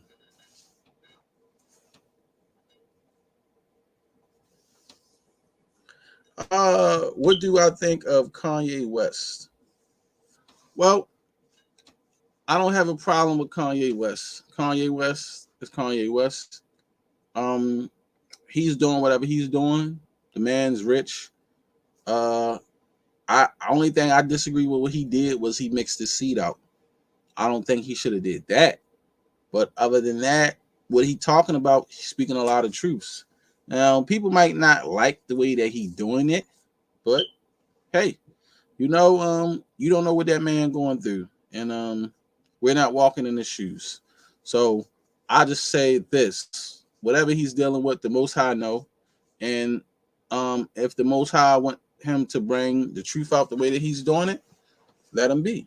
The scripture says a man's going is of the Lord's. How can a man then understand his own ways? So Kanye ain't gonna never really understand his own ways because this is of the Lord. So the things that he doing is of the Most High. Let it be. So to me, I don't have no issues with what Kanye doing. He bringing a lot of attention to things that people need to start looking into. And that's the issue, is when you start putting a light on certain people that don't want a light put on them. And then people will start questioning certain things that's going on now. So that be the issue. Like I said before, the man got power and influence. Influence is everything. If you got followers, if you got people like how we on this platform, this is a cool, small platform, but sometimes we have a lot of viewers, sometimes we don't. But you got to think about it. If we had, I would say, 34 million followers, and I was on here saying the stuff that Kanye was saying, it would be a problem, because that's 34 million people you possibly could be waking up to some information that they was not privy to. That's an issue when you want to control media.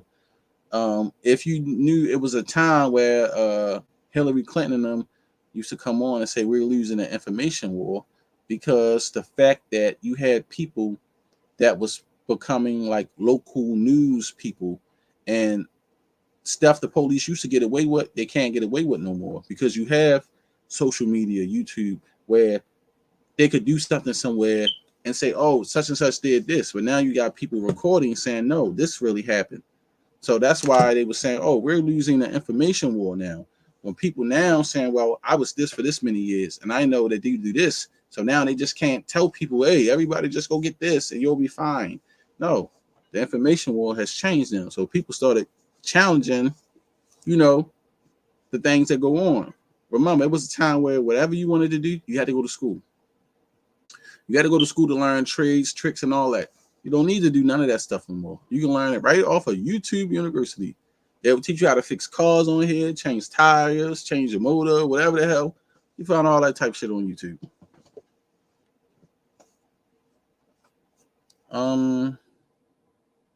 I don't know how to take it sometimes. I feel like Kanye is playing both sides of the fence. He's done it so for so long. Sometimes I'm wondering if I'm just looking at I understand, sis, but you got to understand the position that he's in. The scriptures also tell you be wise as a serpent, harmless as a dove. So that's why I really don't trip on Kanye, because of his position of power. Like I said, you never know how Most High is working his magic. I tell everybody, remember, the Most High is the greatest chess player of all. So you don't know what piece Kanye is on the Most High's chessboard. So I just let that thing be what it be. Kanye don't define me, but he's opened up a lot of eyes to a lot of people. So whether we like the way that he's doing it or not, or understand it or not, sometimes you just have to let the Most High do his work. I tell people that all the time. People have to stop trying to stop the prophecies or stop what the Most High doing. Sometimes he do things like that we just don't understand. The scripture says, the Most High says, my thoughts is not your thoughts, my ways is not your ways. The heaven is higher than the earth. So, how's you higher than the Most High? None of us are. We're never going to think like him or understand him. So sometimes you just have to let things be what they be. And that's why I do. That's why I don't be questioning a lot of stuff, because I don't need to. Love y'all, family. But if a man going is of the Lord, then why do y'all bash Hispanics who is in the truth? And the Lord brought them into the knowledge, right? All of him just asking. Okay, so we don't bash Hispanics that's in the truth. Once again, many times you heard us on here say that Hispanics can serve the Father. They got the right to. Natives or whoever. My issue is when these natural branches is these unnatural branches is bucking up against the natural branches. My issue is they're not the natural branch. Stop telling these people that they are the chosen. That's my issue. They can sojourn with us. They should serve the Father. I don't have an issue with that. My issue is when you're telling them that they are the actual tribe and you're replacing them with somebody else who is the tribe, who can prove that they are the tribe, who have records showing that they are the tribe, and they acting like, oh, you're not an Israelite, you're a Hamite. That's disrespectful. You don't have the right to give away nobody gate. And we say that all the time. If brothers would just tell them the truth and be like, look, we got to be honest. Y'all not the people. We messed up. But they don't want to tell them that. Why? Because they say, oh, we don't hurt anybody's feelings. You know, Hispanics and Mexicans I talk to that say, yeah, man, we know we not the Israelites. We know we not the people, brother. And told me that they were servants and know that for sure. I don't have no problem with that, brother. Just serve the Lord. If you was meant to be a servant, that's what you were. You was meant to be a mongrel person. That's what you was meant to be.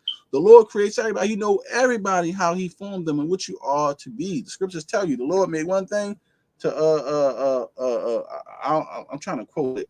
One thing to form and one thing to disform. If he like one thing and don't like another thing, that's up to the Most High. I am not the creator. I do not hate Hispanics. If y'all want to serve Yahweh, please serve, because you're supposed to. The Father wants all nations to serve him. My thing is, you're not the natural branch. Don't think you going to the kingdom and you getting slaves and you getting all these wives. That's not true, brother. That was not meant for you. You have to play your role. And that's my answer to that. And it's no disrespect.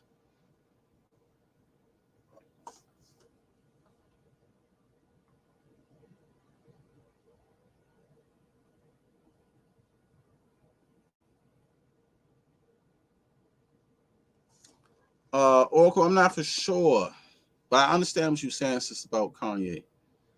Maybe, but that's why I say Kanye, I just let the Most High deal with that. It's a genius to everything. So the Most High is the greatest chess player. I think that sometimes we get indulged in too much stuff that goes on, and it goes over our own head and goes over our mind, and we just try to figure it out. Some stuff we never going to figure out. It wasn't meant for us to figure out.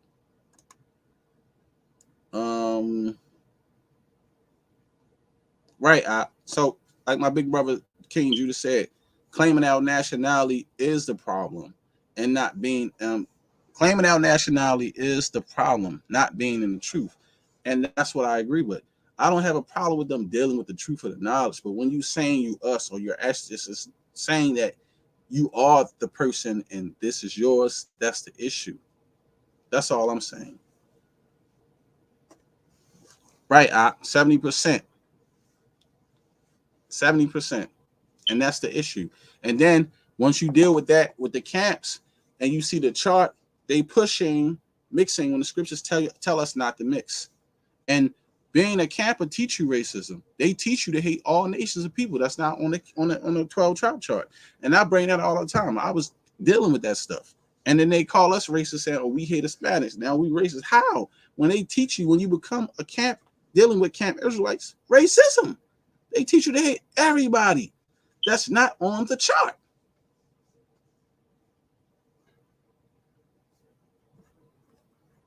Okay, fam, I hear you.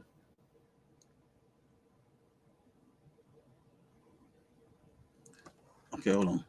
You said, okay, fam, I hear you. Thanks for clarifying. But I think only Israelites are those branches. So you think Israelites are only Hispanics? That's cool. I know a lot of people who believe that too. I don't have an issue with that. But I know for sure that that's not true. And I'll tell you why, because when you look at the ancient archaeology, you're not going to find Native Americans, Hispanics. For one, they're not scattered to the four corners of the earth. That's a fact. They're only in North, South, Central America. You're not going to find them scattered to the four corners of the earth. Only people scattered to the four corners of the earth are so-called Negroes, black people. You can find a nigger everywhere, somewhere on these earths, somewhere black people are there, not Hispanics or Native Indians. For two, if they was the Northern Kingdom or so-called Northern Kingdom like they was supposed to be, and they claim America was off the racks, which is hold on. No, I'm saying that, fam. I believe so-called nigga. Oh, okay. Oh, okay. Cool. Oh, we good. Well, that's why I'm saying what I'm saying, though. I don't have a problem with them. If they want to sojourn and follow, let them. But what I'm saying is they be boasting, brother. Like, and then you have what I call manzers, mixed half-breeds, people who think that they're priests, high priests, natural branches, and running and have positions of authority in Israel over natural branch Israelites. That's an issue. Like I said, when you go look up the Moors, who took down the Moors? They're so-called half-breed brothers. The mongrel mixed people took down the Moors. Their own people who infiltrated them, their own brothers who mixed out, took down the Moors. You got to do the history, man. Half-breeds was never no good. Not for the people. Now, I am going to get into another class with King Judah, talking about somebody who they always use. But King Judah know what I talk about. We're going to bring out that class too. That's another topic.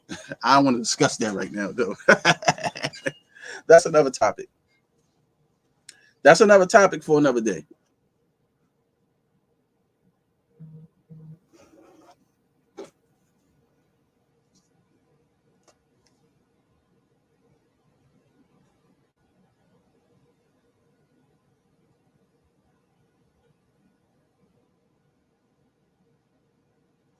Okay, you said but I believe the seed of the Father, not looks.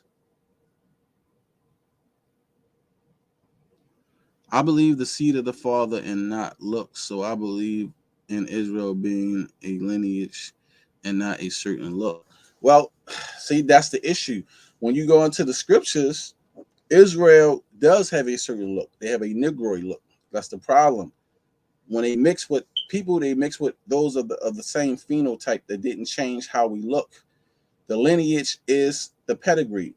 When you deal with the lineage and you look up pedigree talks about 100% the pedigree of the lineage of the parents, the mother and the father, not just the father, because this is why you have something called a mutt or mixing a mutt. You have to be purebred, not a non-purebred. That's why purebred dogs cost more than a mixed dog because it's a mutt. You mix the lineage, you change the lineage. One of the greatest dogs, the most profitable dogs in the world today, I believe, is a bully dog that's big. His dogs goes for like 40, 50,000 a puppy. It's a purebred bully dog and it's huge. It's not a mutt. So, and I don't know the name of that dog, but when I find out, I'm gonna tell y'all. My son asked me a question I don't know if he asked since superstars sold their souls. Well, the scripture says, sister, all sin can be forgiven except blasphemy against the Holy Spirit. So I'm pretty sure if they sold their soul, they could be redeemed in some way. I mean, the scriptures do tell you, what is a man to gain all the world and lose his soul? So, like I say, they ain't blaspheming the Holy Father, but if they done that by selling their soul, then I'm gonna say no, they can't be redeemed. But mixing the lineage is just like Ezekiel 13 says. No. Ezekiel saying when you mix, brother, you got to put the children away because they speak half of the language. And also those children probably didn't look like the parents. When you go into the book of Wisdom of Solomon, it tell you that the foul beds, the children will be a trial against the parents. What's that talking about? Beds of wickedness, meaning the children not looking like them. Like for instance, Blake Griffin's son. Blake Griffin's father married a European woman. Look how Blake Griffin looked. Blake Griffin married a European woman. Now Blake Griffin's son don't even look black. He looked like something totally different, like a European child. That's the part of the defiled beds judgment. So Shar Sham, can you drop the link? Yeah, I'm gonna drop the link out because I need to run upstairs real quick because my kids is coughing. My wife said, so I'm gonna let you on and then I'm gonna come right back. I want to give them some cough medicine because they're not feeling well. So you come on, you can talk for a second, King Judah. But yeah, brother, you can't do the mixing at all. And if you get into the Hebrew, you'll understand that the children compared the Most High compared the children of Israel to the Ethiopians.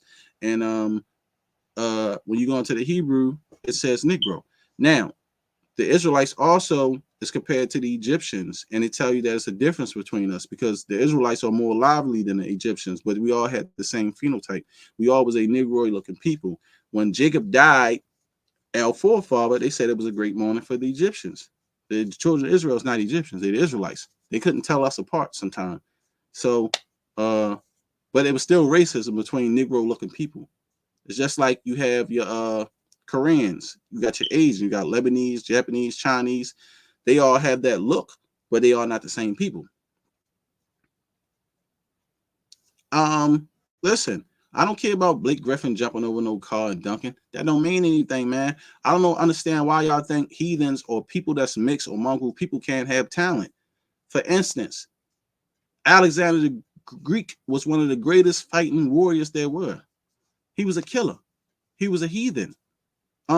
Xerxes, he was a great ruler. Look how many people and lands he conquered before Alexander got him. Just because you're a heathen don't mean you ain't got no talent or you can't do nothing. The Most High blessed Esau to be to live by the sword. Who's more detrimental with the sword than Esau? Don't matter if you're a heathen. Don't mean nothing. Because you're a heathen don't mean you can't have talent. That's all I'm saying. Just because you're a heathen don't mean you can't have talent. And that's one thing that brothers have to stop. They think that heathens don't have talent. The Most High made these nations too. Remember, I don't know if you know where the story at in the scriptures where it talked about the Most High used the heathen to make jewels. One of the best jewelers, or some of the best jewelers of the world are heathens, brother. They know how to put those stones and stuff together. If you don't believe me, look at the ancient Egyptian tombs made out of fucking gold with all types of emeralds and rubies on them. Think about that. Israelites ain't make that shit. Hold on, I'll be right Big back. Salute, my brother. Big salute. I gotta step away for a minute. I gotta get my kids 5 minutes. I got you, my brother. Say, big salute, family. Shalom to the nation of Israel. All praise to the Most High Yah, in faith in big brother Yahshua Ha Mashayach. I want to go to Numbers chapter 1. I'm gonna show y'all the scripture that a lot of people use to say you are the seed of your father. But if you start at verse 1 and you read down, you will see that they was numbering the children of the 12 tribes for to go to war. They had nothing to do with you are the seed of your fathers in Numbers chapter 1. That was talking about men being numbered to go to war. So that's why they numbered them after the pedigree of their father. So I'm gonna go to Numbers real quick. And that's why I always tell people, when you read the Bible, you have to start at verse 1. The reason why, because it's going to give you the foundation. It's going to let you know what the chapter is talking about. So if you just jump in the middle of the chapter and not start at verse 1 and then read down, and then you can jump around after you get the foundation. But if you just go straight to Jeremiah chapter 15 and go straight to 23, and you say, you see what it's saying? No, you got to read half of the chapter so a person can get the understanding. So this is Numbers chapter 1. And this is what they say you are the seed of your father, based on Numbers chapter 1.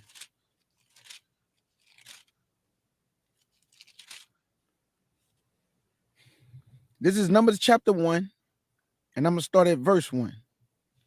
And it reads, it say, and the Lord spake unto Moses in the wilderness of Sinai, in the tabernacle of the congregation, on the first day of the second month, in the second year, after they would come out of the land of Egypt, saying, take ye the sum of all the congregation of the children of Israel, after their families, by the house of their fathers, with the number of their names, every male by their polls. Why every male? Because the Lord is about to send them forth to war. All the men who was able to go forth to war, they numbered them after the poll of their father. This didn't include women. Why? Because women don't go to war. Verse 3, from 20 years old and upward, all that are able to go forth to war. Now you see, if you start at verse 1 and read down, then you'll understand they was being numbered to go forth to war. But let me show you if I do this. how it might confuse things. So let me show you what a lot of people do. They do this. Numbers chapter 1 and verse 18. And they assembled all the congregation together on the first day of the second month, and they declared their pedigree after their families by the house of their fathers. You see, K. Judah? It's the seed of the father. But if you read verse 3, it's going to let you know they was being numbered to go to war. That's all I'm saying, y'all. You got to get the foundation. You can't just jump in the middle of a scripture and edify somebody, because this is where they use a lot of their doctrine to say you are the seed of your father. But if you go read when the daughters of Zelophehad came to Moses, they say, look, our father ain't have no sons, and we want inheritance among our father's children. And the Lord told Moses, man, them women spoke right. Give them the inheritance of their father, but tell them they could only marry amongst their own tribe. Why? Because if a woman from Ephraim get with Judah, that inheritance from Ephraim gonna go to Judah. Talking about the male of Judah having a baby with Naphtali, that child gonna be Judah, because that's the seed of the father. That's why the Lord did not want us mixing tribes, family, because you are taking the inheritance from one tribe and giving it to another tribe. That's why the daughters of Zelophehad can only marry within their own tribe to keep seed alive and keep the name of their father going in that tribe. So that Numbers chapter 1 verse 18 don't got nothing to do with the seed of your father. It has something to do, they was being numbered by the pedigree of their father's house to go forth to war.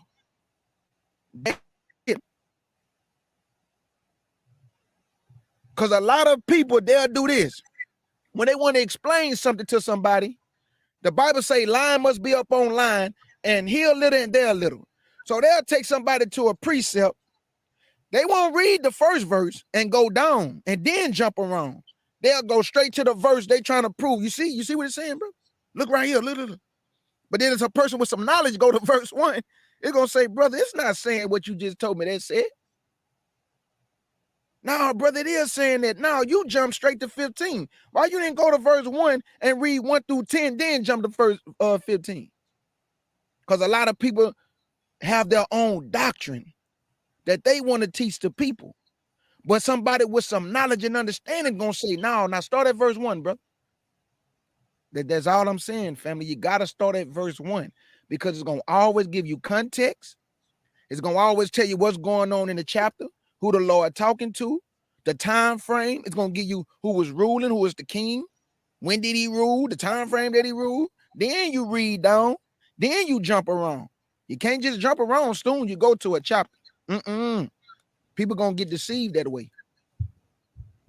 Now let me show y'all. I want to show y'all this, because if it go by the seed of your father, why this happened then? Let me go to Nehemiah and Ezra. I'm gonna go to Nehemiah, because if it's the seed of your father, this would have never happened. Let me go to Nehemiah, and then I'm gonna turn it back over to Shar Sham when he come back. Okay.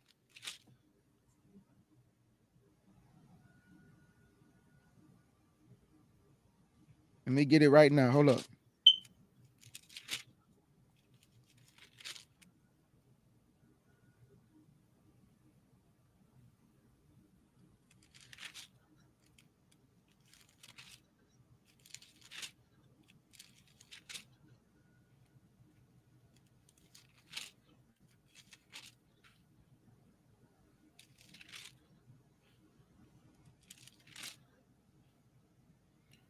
Let me look it up. Hold up.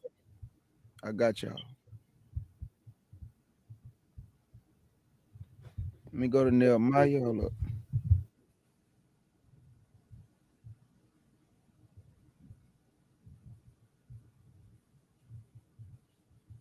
Okay, Nehemiah 13 and 27. Listen to this.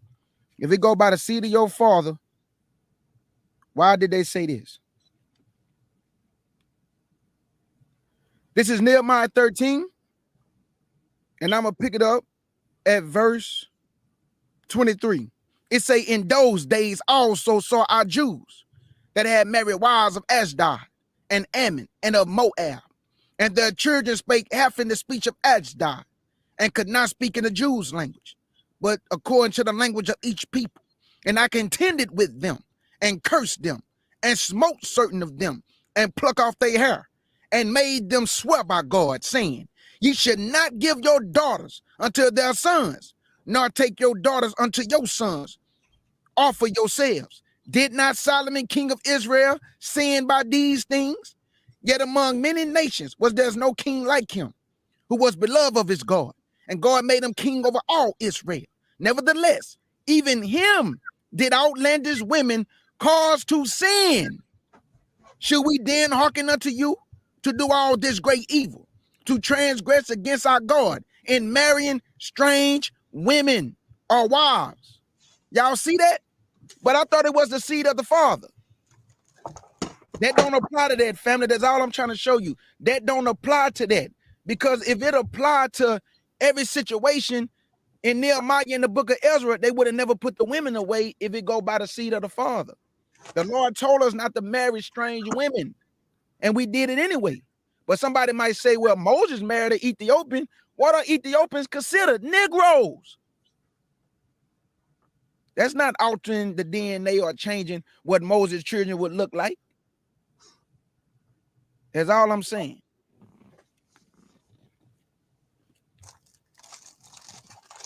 Done. I just got back out, so I ain't want to interrupt you. I said you go in there. Oh no. I was just going to the book of Numbers, Shar Sham, and I was showing our people that when you read the book of Numbers, a lot of people jump straight to verse 18. So they believe when it say they was assembled by the pedigree of their father. They say, you see, this is talking about the seed of the father. But if you read verse 1 through 3, they was being numbered men from 20 years old and upward to go forth to war. That's why they was being numbered by the pedigree of their father. And they don't understand the word pedigree means purebred anyway. Right. It ain't talking about a mutt or a mongrel person or mixed breed. And he's saying that he don't believe it's off looks, but we can go through all the scripture where it identifies Israel and going to the Hebrew as Negroid. I don't understand what's the problem with that. So, but like I said, it's a higher learning when people start going into the actual language and stuff like that. Because like I said, the 12 tribe chart is the issue. The 12 tribe chart caused people to sin because it promotes mixing. You know what I'm saying? What other nations? It's right there. You can clearly see it. I be trying to tell people that. Like I said, man, they can believe what they want, but questions regarding mixing tribes, since we are still not knowing what tribe each of us is from, belonging to, are we still held accountable for unknowingly mixing tribes, not knowing what tribe your wife is from? No, but of course, not today. Yeah, we in captivity. Right. We could be from any tribe. But it don't matter. As long as you Negro, the Most I don't care about that right now.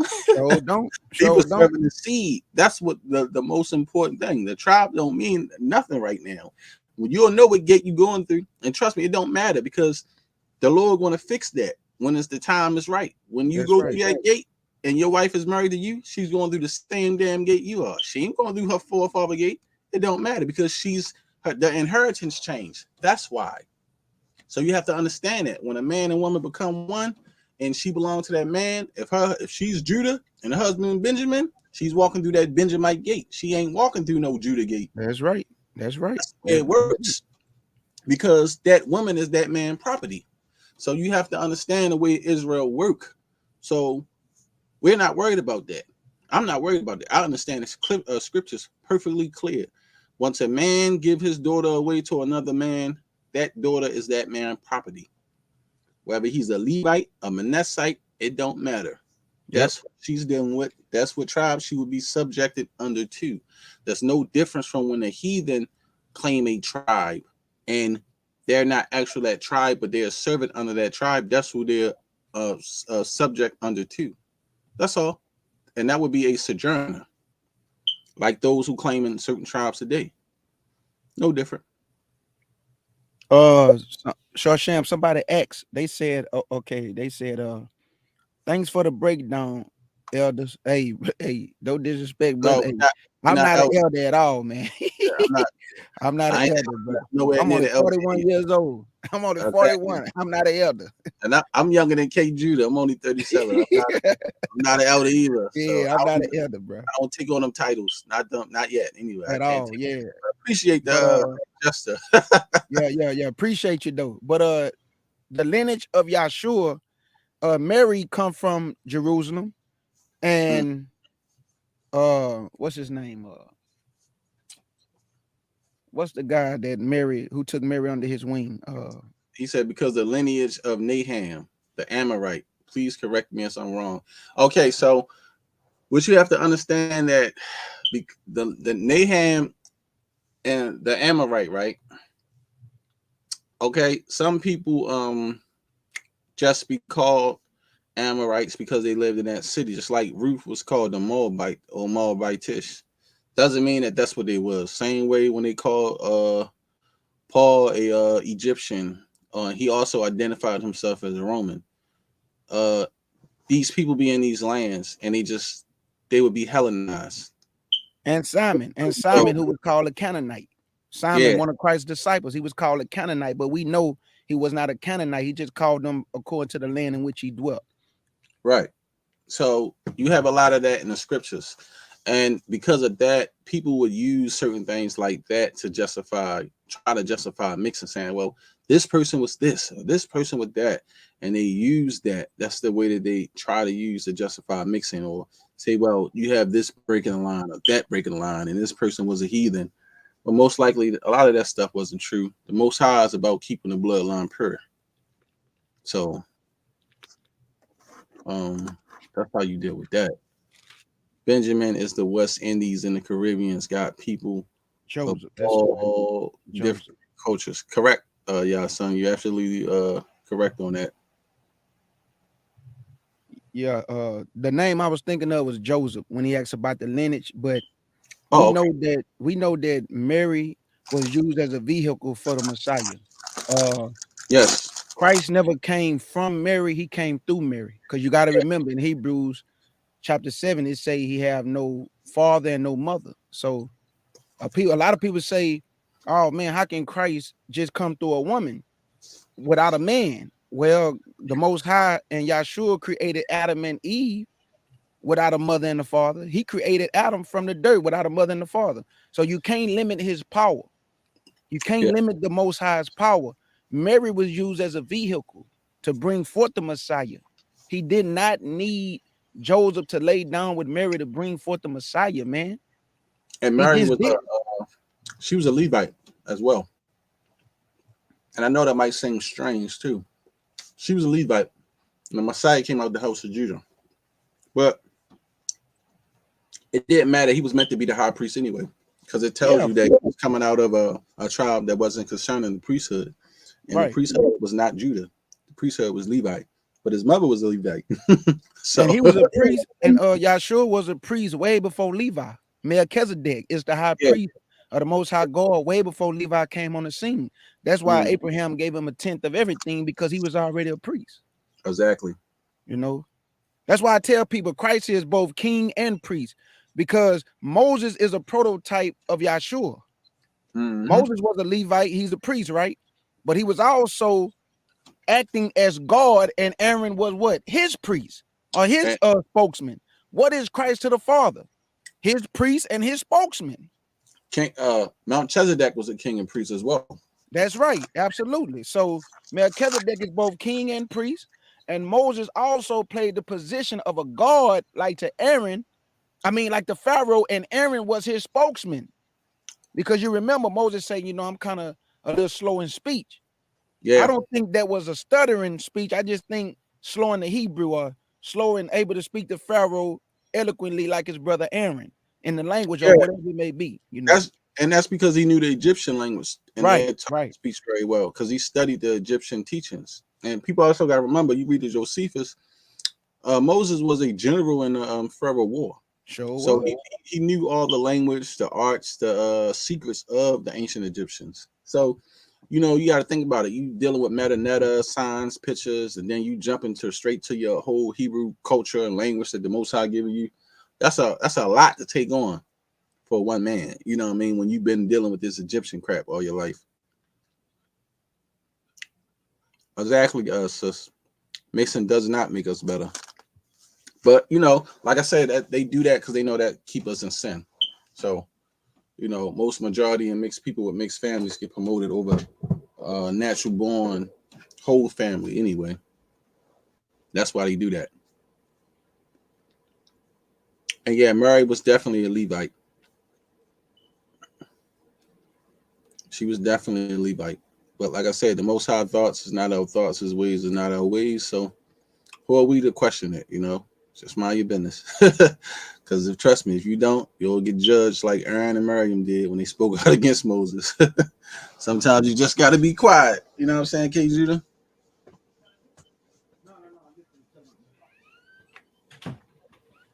Hey, Shar Sham, look, I got this book that I've been diving into. It's called Lost Civilization, Egypt, Land of the Pharaohs, right?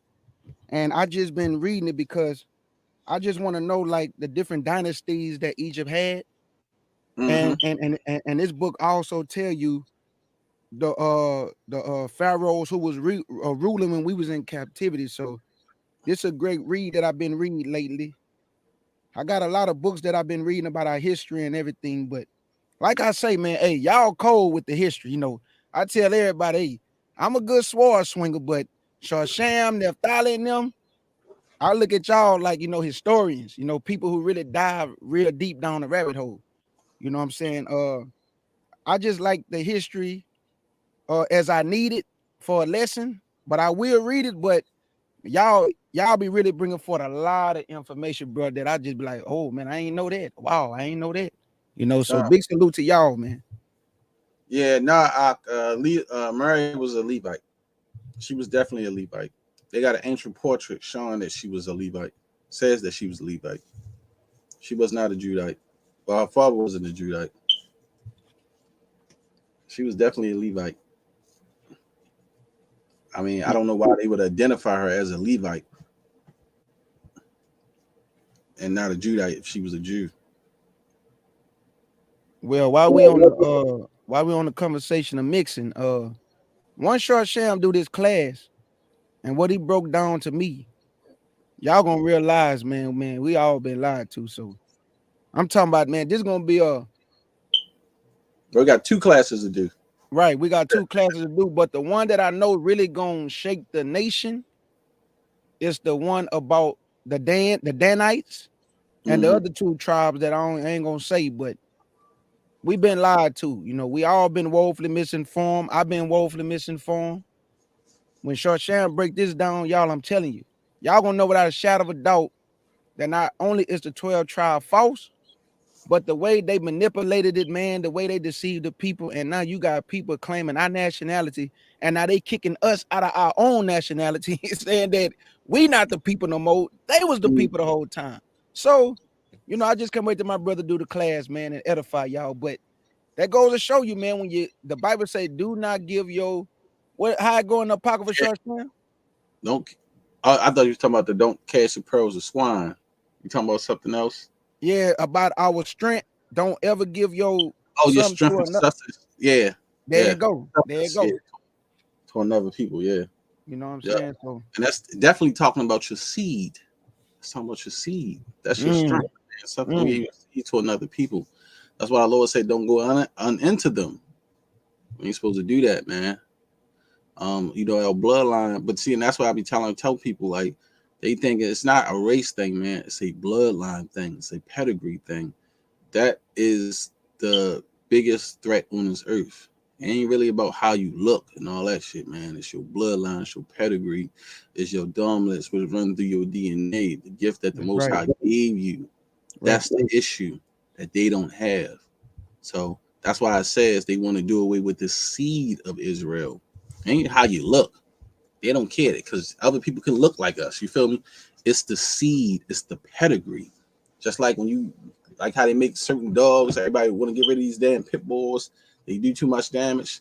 and the way that they, bred these dogs to be these kind of dogs, it's no different from Israel. They want to get rid of that seed, destroy that seed. Pit bull, a powerful dog, and they're not really real dogs. They mechanically made. They was made to take down bulls. You see what I'm saying? But and I forgot what they made a pit bull out of. But them dogs is uncontrollable. They attack every other dog out of nowhere. So pretty much a pit bull ain't nothing but a damn mutt. Truthfully. Mm-hmm. And I know it was made out of American Bulldog and something else. I don't know what the other dog is made out of, but I know it was made out of American Bulldog. But you notice they took over, man. They everywhere now. And whenever they make some type of breeded animal, why do they populate so fast? You know what I'm saying, King Judah? They just right. They come out everywhere, man. Well, you just taught me something new. I ain't even know that, bro. Terrier and a bulldog, right? That's how they made pit bulls. A terrier and a bulldog, and their bloodline is horrible. You know what I'm saying? It's a vicious animal, man. And I tell people all the time, that's why I don't deal with pit bulls. I don't want one. Don't like them. Don't want no half breed like that, man. They're uncontrollable. And they was bred to be fighters. You see what I'm saying? Right. So it's a strange animal. A lot of people don't know that though. But a lot of people have pit bulls. Yeah, you just taught me something new. I ain't know that. I never had a pit bull. I had 2 Doberman Pinschers, which are some very intelligent dogs. I had Rottweilers and Labrador Retrievers. Rottweilers are very intelligent too. Doberman Pinschers, Rottweilers.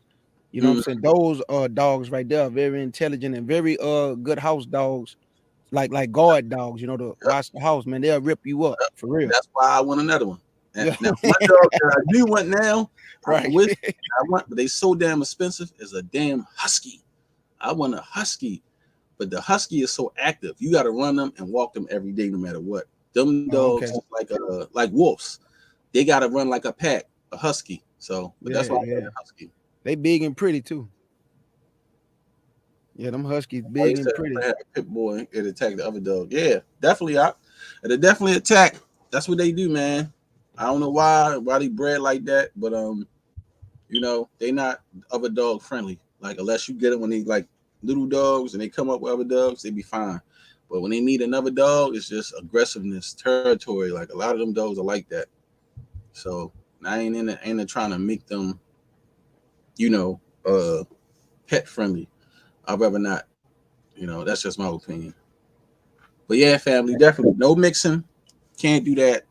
That's out of line. King Judah already showed y'all that with the numbers. I don't know why we got to constantly go over the same doctrine, though. It's like they don't get it. Like, and then they were right back to the scriptures and be like, no, it's fine. I don't know, man. Like dealing with Israel is hard out here, man. But some people just can't accept the truth. That's one thing I did learn. Some brothers can't accept it. Yeah, they just can't. They can't take it. So, yeah, I just want to piggyback off of what Shar Sham was saying about, look, the other nations, you have a right to serve the Most High, and you have a right to have faith. Nobody can stop no other person from wanting to serve the Most High and have faith in Big Brother Yahshua. The only problem is that when you start taking on another man's nationality, that becomes a problem, because now the same people that have been taught that they are who they are not. Now they are trying to kick us out of our nationality, and they telling us, no, you Ham.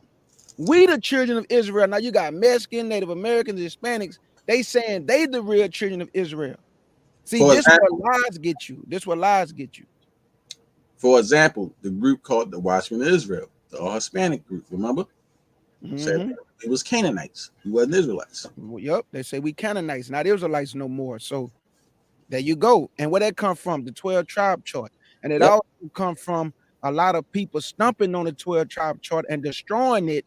Because when Shar Sham and them was teaching on the street corners like years ago, I used to watch F.O.P.E do the street teachings when they was teaching the chart. Once they came out the chart, man, they brothers got so much hatred. I'm talking about, man, I mean, people just saying all type of vile and disrespectful thing over a chart that's not true. They own brothers that look like them. What they're telling you, that like Shar Sham just say, a man would not accept the truth to uphold a lie. They know it's a lie, but they still upholding the lie. Come on, man. They know it's a lie. They know these people not us. But it's kind of too late now because they didn't allow these people to have children with sisters, and brothers then had children with the women. Now they got mixed children. Man, it's just a mess, man. It's a big mess. Yeah, and that is the problem. When you see that going on and people target at us and get mad at me, you know, you're a racist, da, da, da. I was like, well, I've been called that before, just believing in the chart. So now I only believe my people is Israel. Hey, I guess I'm a bigger racist, but it is what it is, man. You know, let's keep it real. Shit.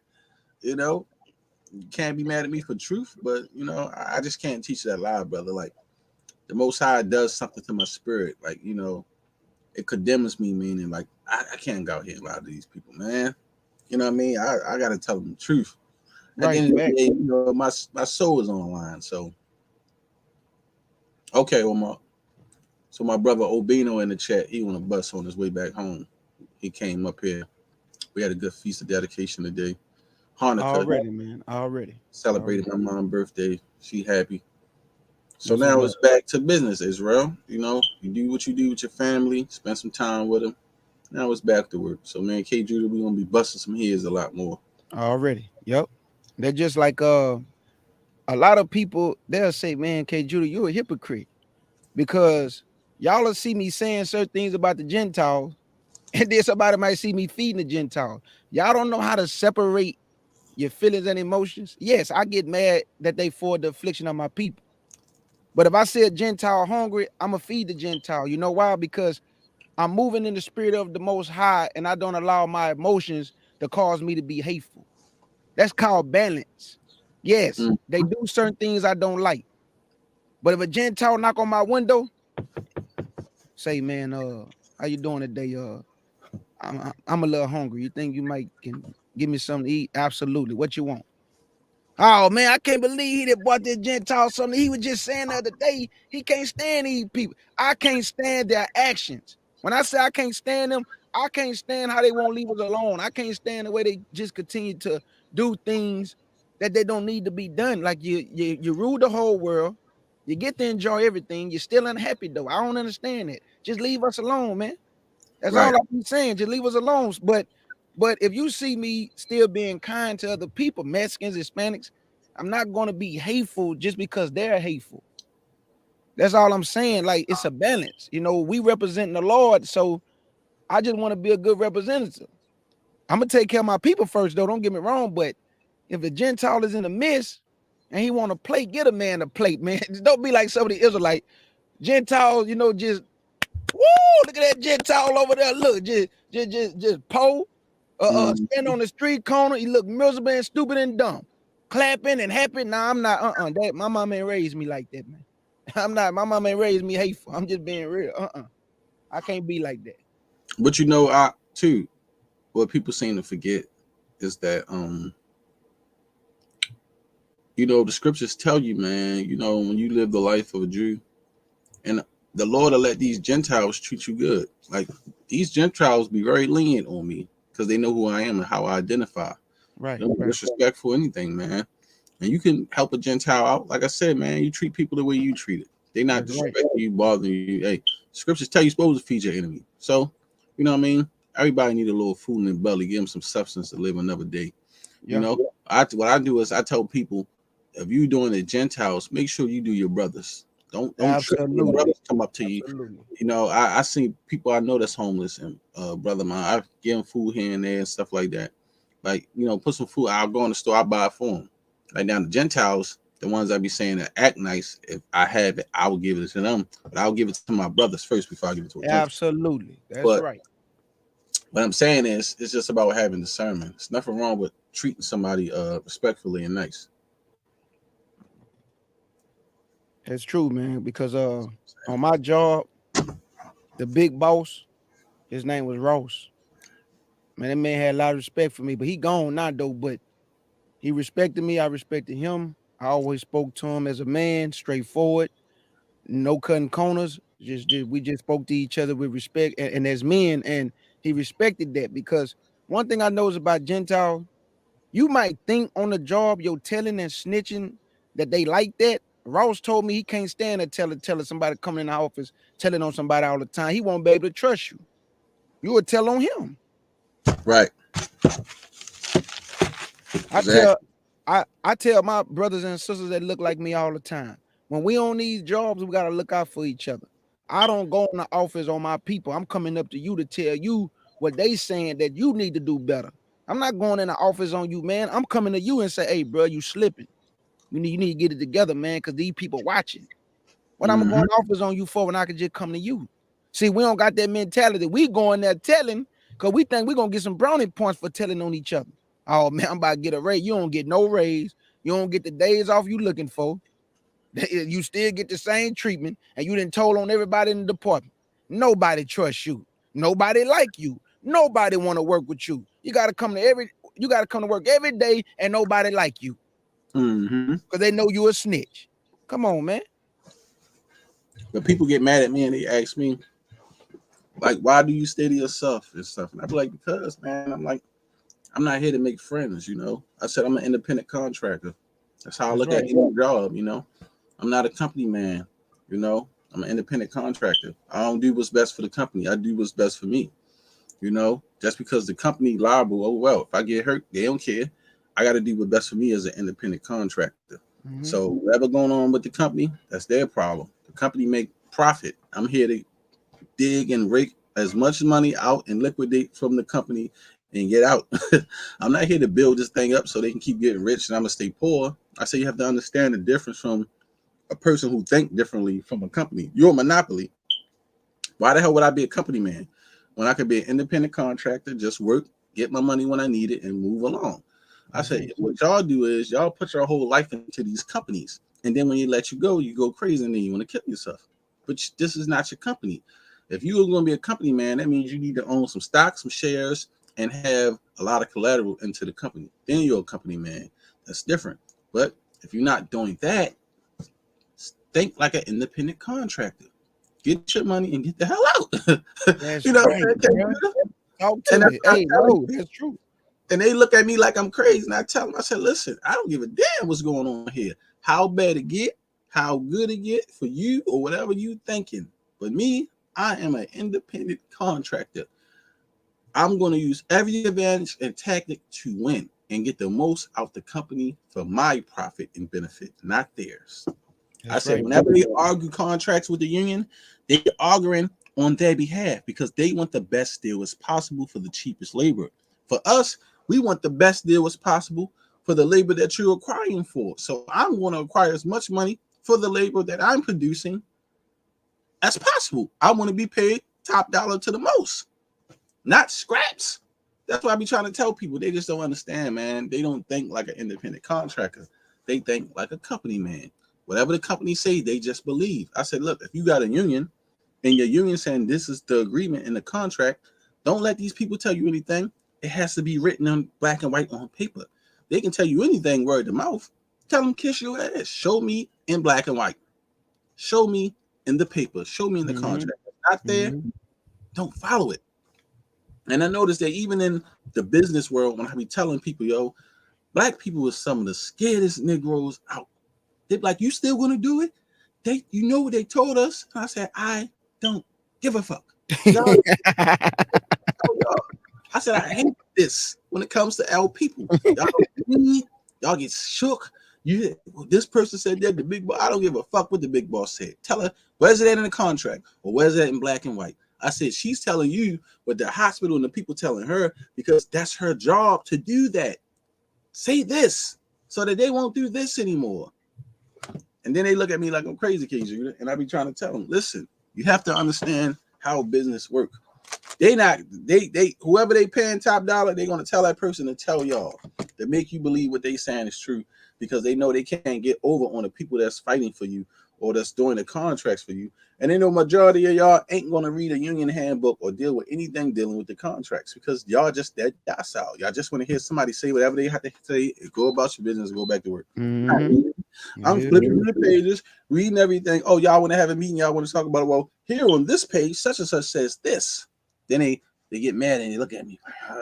Here's this nigga, the smart one, the one they want to read all the time. Yeah, and I keep the books. I said I got the same contract paper from 5 years ago when we first signed the contract. They look, Kendra, they hate when they see me, bro. They got that look.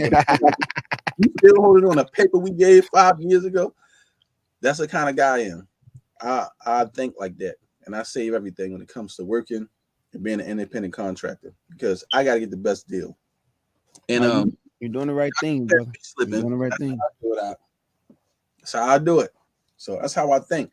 And even in Israel, we got to think the same thing. But our people, man, we have the same behavior, brother. We don't do what's best for us in advance as a people because we so used to other people doing everything for us. We don't want to do nothing for ourselves, and that be the issue.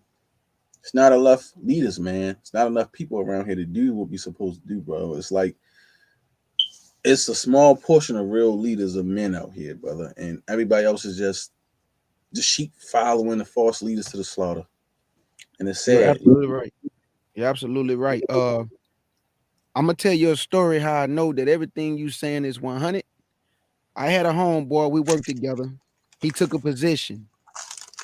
I asked him. I say, "Hey, Jay, did they give you the upfront money to do this position?" He said, "No." I said, "What are you doing then?" I said, "Why you took that position, but you ain't asked them about how much they was gonna pay you to do it?" He said, "Man, I ain't know. I wasn't thinking." I said, "No, man." I say, "Don't you know they gotta back pay you for this position and the money they did not give you?" So I told him, I say, "Go in the office and ask them, since you took this position, you've been doing this position 6 months. I say, not only tell them where your raise at, and you want to get back pay all the money that they didn't give you for that. Man, don't you know they back paid my partner to 6 months? They gave that boy a $1,300 check." So what you saying is true, that we don't open our mouth. We don't ask for the money that we deserve. We scared to tell these Gentiles what we work. So right now we got a partner. He just started, supposed to be starting next week. He go in the office, he tell a woman, "I'm looking for 19 because he just coming back." The dude say, "No, man, we can't give you 19. So my partner, he a grocery manager, like he's a top dog. He say, "No, give him 19. The woman say, "Because your word is good, we're gonna give him the 19. So in a couple months, if he doing good, we'll give him the rest of his money." That's the point I'm saying, bro. Like, you have to speak up for your money. Nobody, and when you're in that office, nobody's in there with you. Because if you go in there and say, "Hey man, we're gonna give you 17," and you say, "Okay, cool." You mean to tell me you just gonna accept that? You ain't gonna negotiate, you ain't gonna tell them, no, I want more than that. I want 20. You never know. You might get the 20. You got to speak up for yourself, man. Stop being scared on these jobs to tell these Gentiles what you work. And that's the issue. They won't tell them, but somebody like you or me that's hiring, they gonna tell you what their worth is, and they're gonna want a discount on everything. How people do that kind of shit, man. And you be like, "Man, this nigga crazy," but they ain't gonna tell a Gentile that. Well, whatever you. It's true, man. It's true. I see it all the time, bro. See it all the time. My homeboy be telling me all the time, "Man, why would you take a position when you making money like manager?" I promise, Shar Sham, I do not play about my money. I go, Shar Sham, I go in the office. This is no lie. Boy, I go in front of the big boss and say, "Hey, what is this?" He say, "Well, it's the top I pay right now." I say, "No, I need to change the top I pay." Straight up, bro. I do not play about my money because I told the boss, I say, "I'm here for the same reason you here for." He said, "What is that?" I said, "To make money." Right.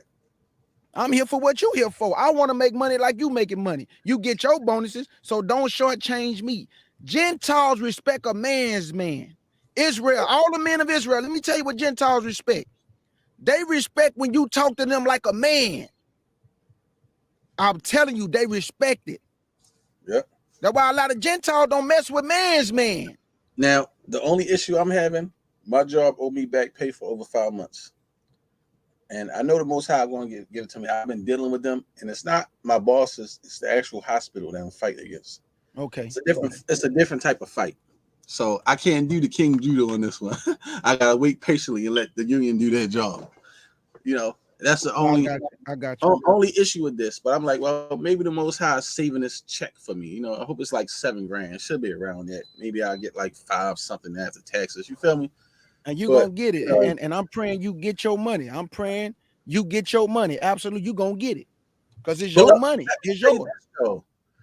I will say the Most High has been good for me for the last past 2-3 months since I took that little hot heinous. And when I was telling you about the harvest, well, I achieved a lot.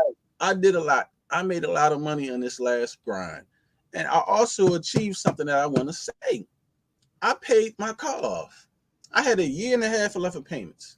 Me too. I just paid mine off. Paid my car off. I just paid his off too, Shar Sham. I had 1.5 years left of payments. Sir. Yes, sir. I said I grinded it out, gave him that last bit of money. I owe no money on my Dodge Challenger. It's officially 100% mine. I'm waiting on the title right now to come in the mail. They told me 2 weeks. I'm waiting on it. That's good right, on that. And that's how the Most High has blessed me. Right. Get what I needed, you know, and that's because the harvest was plenty. They was giving out them bonuses, King Judah. And I said, brother, I was getting the income tax every bro, I was killing them. I said, so stacked up. That's right, man. My house, my kids. Yes, sir. I did a lot of things, man. So now, you know, when the harvest is plenty, you got to go do what you got to do, take care of your family. I tell people all the time, only a fool won't go out there and harvest when the harvest is plenty. When the harvest is over and it's dry season, you know what you have to do? When you harvest, you got to let that harvest you got balance out. You use a little here, use a little there, take care of. But some people are not intelligent enough to do that. They think, oh, well, the harvest is plenty, but I expect you to be on YouTube every day teaching or just saying anything or just so we can know to say you're doing the work or doing that. No, brother, that's not life, man. You have to live. At the end of the day, your kids need shoes, water, food, lights, and a house to live in. So that's right. The same way the man was working in the temple, they would have to go work on the temple on Solomon for 3 months and then go back home. That's no different if you're working on your job. You got to work to take care of your home. You got to work. I'm an able-bodied man. I ain't depending on nobody but myself. Right.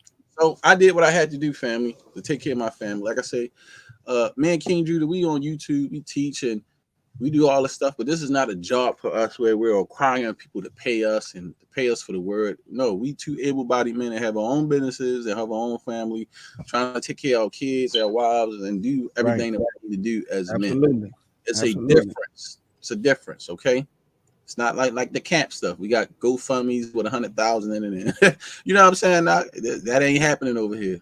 So I hope you feel the jealousy coming. Silly man. Stop it, sis. I'm jealous. My plate ain't coming in the mail yet. I'm still looking for my food. Silly man. Bro, she do this to me all the time, bro. Oh, that's my sister. I'll send you a cash app, sis. You know what? Silly, man. Drop your cash. She ain't gonna take it. She ain't gonna take it, bro. I'll send it to you so you can what you call it? Sham, she not gonna take it. Ark just, bro. Ark is not gonna take that cash app. I'm telling you. Food, you know, and into a food meal, you know. Now she might take it then. Yeah, if it's going to, she might take it. I don't know. But yeah, that's my sister, man. Ark, she's something else. Yeah, Shar Sham, but big salute to you, brother. Hey, I'm glad. Congratulations, you paid your car off. That's out of your hair. You know, keep working hard, taking care of your family. Because I'm gonna tell you something.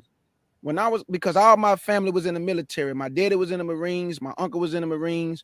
My brother was in the Army. My mother is militant. I come from a military family, so my mama taught me from a young age about hard work and dedication. Ain't nobody gonna give you nothing.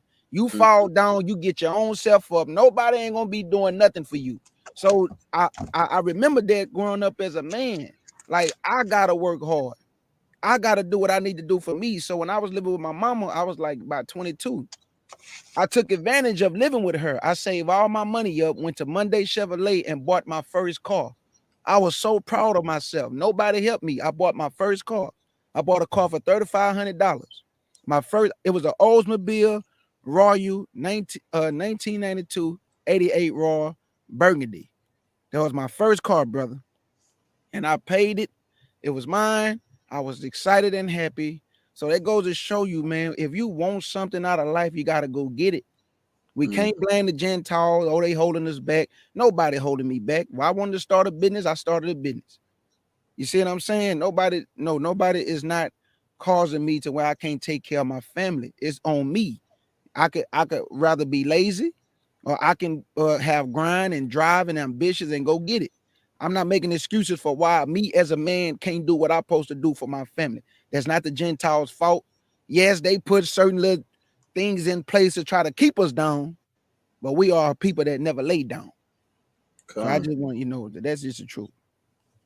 You know, I told my kids the other day, King Judah, we was sitting down, and I was letting them know where Daddy came from and why I work so hard to do what I do for them. Mm-hmm. You know, they was like, we can't wait to open up our Hanukkah presents and celebrate Hanukkah, Daddy, and the lights look so lovely and all the gifts is wrapped and food being cooked and we're gonna have so much fun. And I was like, yeah, I'm teaching y'all the culture. I'm teaching y'all how we supposed to live and why we don't celebrate Christmas and Thanksgiving and Halloween, And it was like crazy because wherever they go, people ask them that, and like they were sick and I had to take them to the hospital. And the lady was like, y'all ready to see Santa Claus? And they say Santa Claus is fake. We don't celebrate.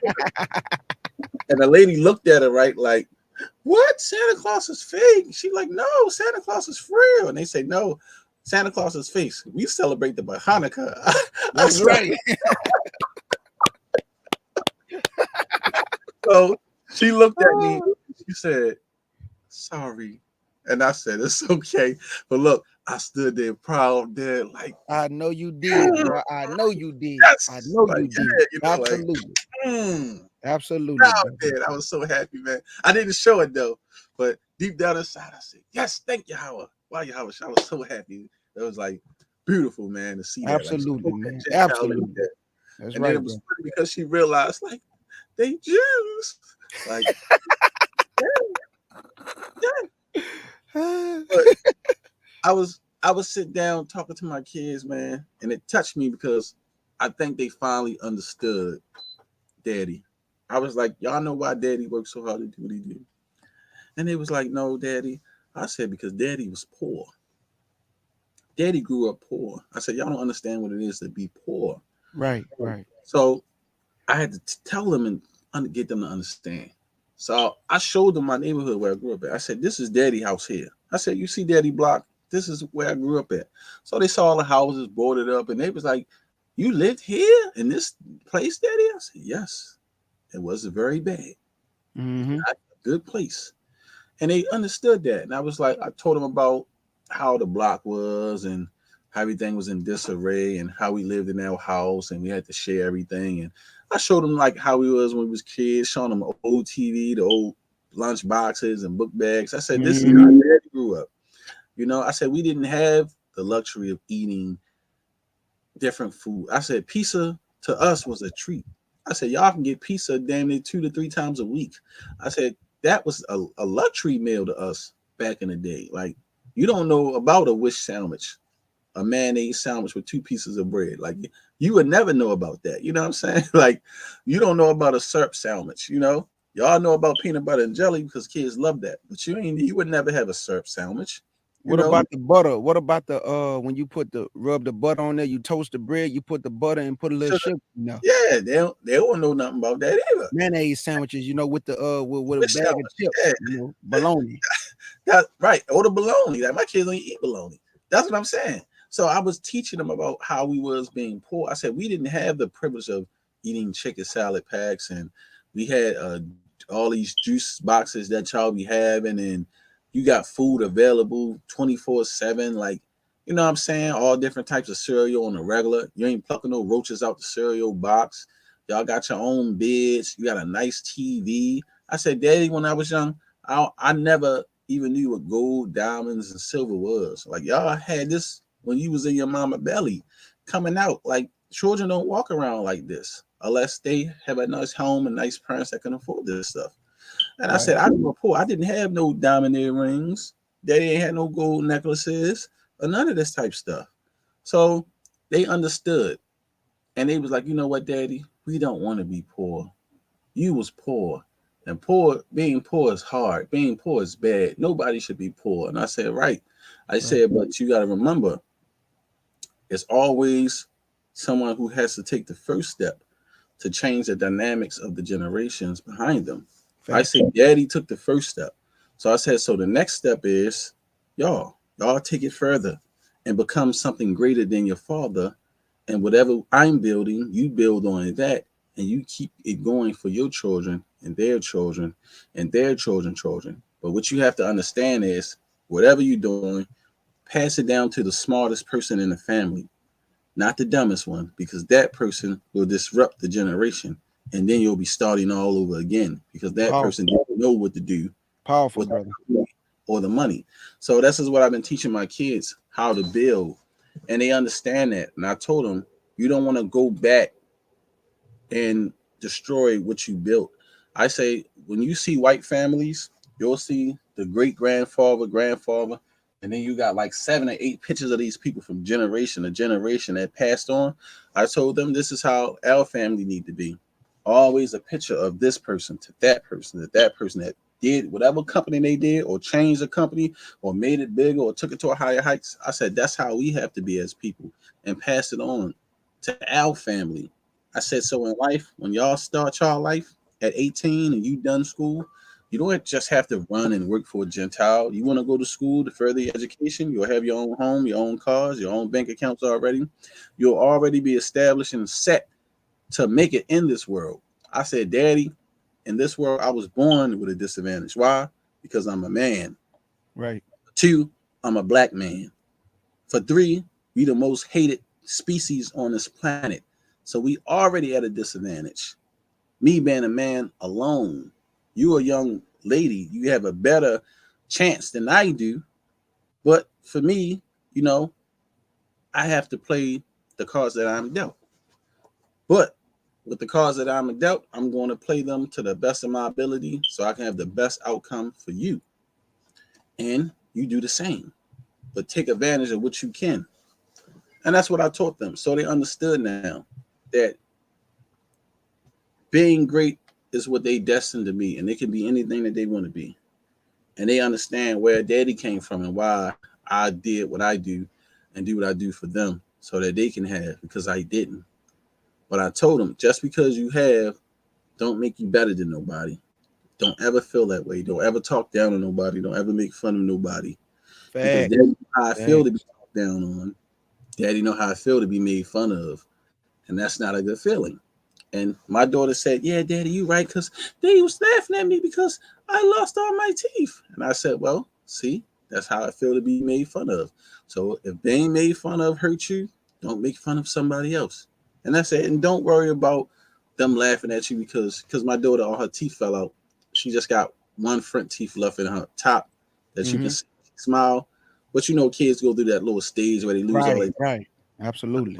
I said, they'll come back. I said, but just understand that when people make fun of you, it hurts. So don't make fun of somebody else. Don't be a bully. Don't pick on people because that's not nice. And now they understand that because they say, yeah, Daddy, because we was going to fight him. And I said, no, don't hit nobody. I said, but I want you to understand that this is how life is, you know. And some things you might see that even disabled kids, I said, that might think that they do things that might be funny to you. But I said, but them people we don't laugh at. Everybody is made different. Some people are made special. So still love them and respect them, but don't hurt them because you don't want nobody to hurt you. So I've been teaching my kids to be better, you know, human beings, period, just living in this world. Because it's like so much wickedness and cruel stuff going on. You know, I think everything is learned behavior. Children don't know certain things unless they taught it, man. And even racism. Because like I said, I done seen my kids play with other different children of ethnic groups, and they didn't see color, man. They just was playing with kids. Everything is a learned behavior. It got to You're be. not lying. You're not lying, my brother, because where I live at, my kids used to go outside with all the kids, and all them kids used to be out in the front just having fun. And nobody wasn't saying he's black, he's white, he's Asian. You know what I'm saying? That's not on kids' mind. They just want to have fun and play with one another. So, you know, I do the same thing with my kids, and everything you taught your daughters was wisdom, knowledge, and understanding. And those nuggets that you dropped on them is going to follow them all the way into womanhood. They'll never forget. That's why the Bible say, raise a child in the way they should go, and when they are old, they should not depart.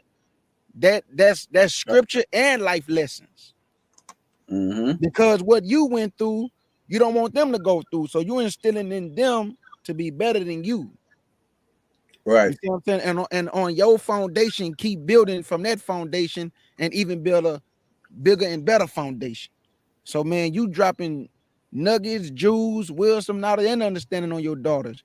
And I'm gonna keep the whole family in my prayers. And you know, like I say, you right. Children don't see the things that grown-ups see. We look at color every single day, just like people look at our color every single day. And sometimes we judge people based on that color. Oh, it's a white man, you know what I'm saying? Nigga just look like he's scandalous, no good. You know, we all be having them thoughts, man, of just, oh man, let me get away from this Gentile. I don't know what he might do. You know what I'm saying? But you just gotta talk to people, man, because you never know. Sometimes people just to speak to you like this Gentile, man, he come in the store every single day. He say, man, how you doing today? I asked him how he doing, and he dapped me up and he going about his business, Shar Sham. Should I not dap him up? Should I jack my hand back because he's white? See what I'm saying? That's ignorant. No, I mean, like I said, if he ain't doing no harm to you, That's like what I'm saying. Scripture says, live peacefully with all men. That's right. That's right. So ain't doing no harm to you. You know, ain't doing no harm, man. So and a lot of people see that and be like, "Oh man, I can't believe K. Judah talking to them Gentiles. You know, he be on the panel, bruh." That could be the same Gentile that comes save you, or you could be broke down on the side of the road. He say, "Hey, I know him. That's such and such," and you see him. He come dap you up, man. You need some help. He help you out just because you know him. Ain't because you talk to him. Like I said, I tell people, man, what I realized, and I tell people, I don't care if you're a Gentile, heathen, or whatever. Listen, man, it's good people in this world in all walks and nationalities. Everybody ain't on that, and everybody not like that. And I had to learn that because I had to reprogram my mind and thinking and scrub my brain from the one West thinking, man. I know a lot of good Gentiles, man, that out here that came from bad situations too, man, from their countries and a lot of things. And they just say, man, yeah, man, I'm just working hard. I'm just trying to take care of my family. I mean, everybody got a story. So just because somebody heathen, don't think that they out to get you because who we are, you know who you are, man. It's not always true. I got a lot of good dudes that I work with that are Gentiles that had a rough life too. Came from where they came from, the Filipinos and all that, man. That's the Shalom 613 Torah face, most high blessed. 613 Torah fate, big salute. Yeah, just to have a better life, man. I done seen it. And they was good people, bro. And I don't have no issue with these guys coming here. It was nothing but love. And man, I heard these brother stories, man. They just here trying to feed their children and take care of their family out. That's it. And they love black people, man. And listen, we joke. Like with black jokes don't bother them, brother. I be telling them all the time, man, I'm gonna take you to the cookout. They that cool, brother. Like right. Look out for you and everything. And even though they talk the other language, man, I be sitting there messing with them and shit, asking them for cocaine and shit like that. Tell them hit me up with some bricks. They laugh, man. We have good conversation, man. And they just people that's trying to make it, brother. That came from a bad situation too, man. Like, and then you know what makes it even better, bro? They actually stand with us. Like, nah, man. Like we trying to get paid too. Like we all dealing with some stuff. Like, and then I'd be like, man, would you ever go back to your own country or where you from? And they'd be like, yeah, you know, I like it here, you know, but I do miss my family or whatever like that. And because I be bothering like, you know, you got to go fight in the war if World War III start off. And they be like, why? I be like, because you're an immigrant, you're not American. And he'd be like, oh yeah. And I said, you gonna fight on the front lines for us? Like I said, we was fought here. I mean, we was brought here as slaves, so you know, We ain't had no choice. But I said, I'm not American anyway either. I'm an immigrant. He was like, you an immigrant? I said, yeah, I'm from Israel. I ain't from That's here. right. That's right. So look, That's so he right. looked, and when I told him that, you should have saw how better he felt when I told him that I was an immigrant. I said, man, I'm from here. I'm not American either. I said, I'm an immigrant. I'm That's from right. Jerusalem. Already. And he looked at me like he couldn't believe I told him that. I said, shit, so don't think that you're my enemy because you're an immigrant. I said, shit, I ain't know better than you because you're here. I said, shit, the difference is you brought your ass here. These motherfuckers forced us to come. That's the difference. You know what I'm saying? Right. Mm-hmm. The only difference. That just like on my job, I'm the boss of my crew. Like I'm the manager of my crew. I got Gentiles, I got Israelites, we got Mexicans, we got Hispanics, right? My motto with my crew is this: we all work as a team and then we all go home together. For all that color, none of that matter on the job, bro. Everybody get the same respect, everybody get treated the same. We work together as a team, and we have no problems on my crew. Because, like I say, it start with whoever's in charge. If you right, the people gonna be right. If you move with respect, if you treating everybody with respect, everybody else gonna treat each other with respect. That's why I do understand that whoever's in charge, you can either guide the people wrong or you can guide the people right. Because they looking to you, bro, because you the man, you in charge. So they looking to you to see how you moving, how you behaving, how you treating people. And if you treating your crew right, I guarantee you, they gonna treat each other right. They gonna work as a team because they looking at your actions. And that's what I do with my crew, because they asked me one time. It was a Gentile. They wanted to fire the Gentile.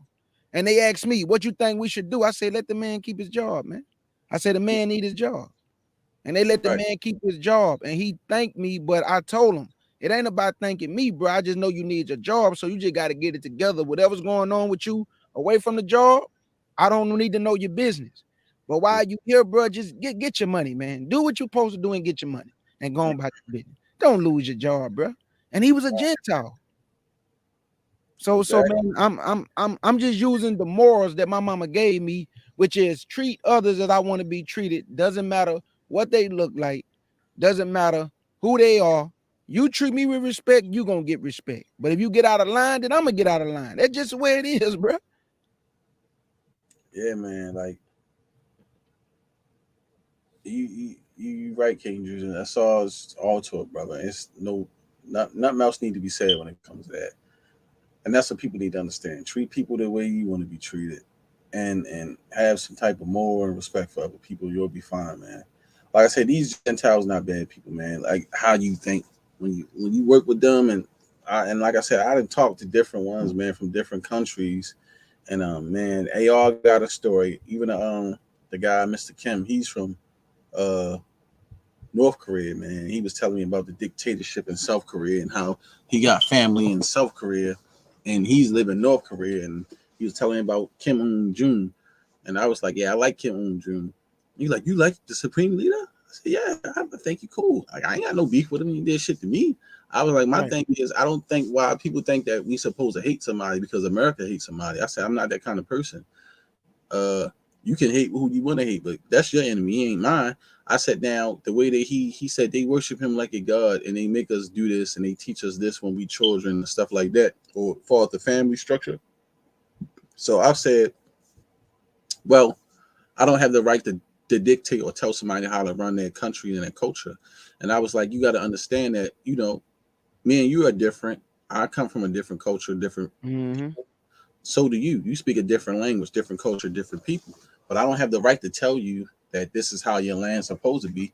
If that's how your government and your leaders are, that's how your government and your leaders are. I said, it's no different when you go to China, Japan, or Iraq, Saudi Arabia. I said, everybody has their own culture. So if that's the way y'all culture work, that's the way your culture work. But I said, whatever goes on there, you know, I ain't got nothing to do with that.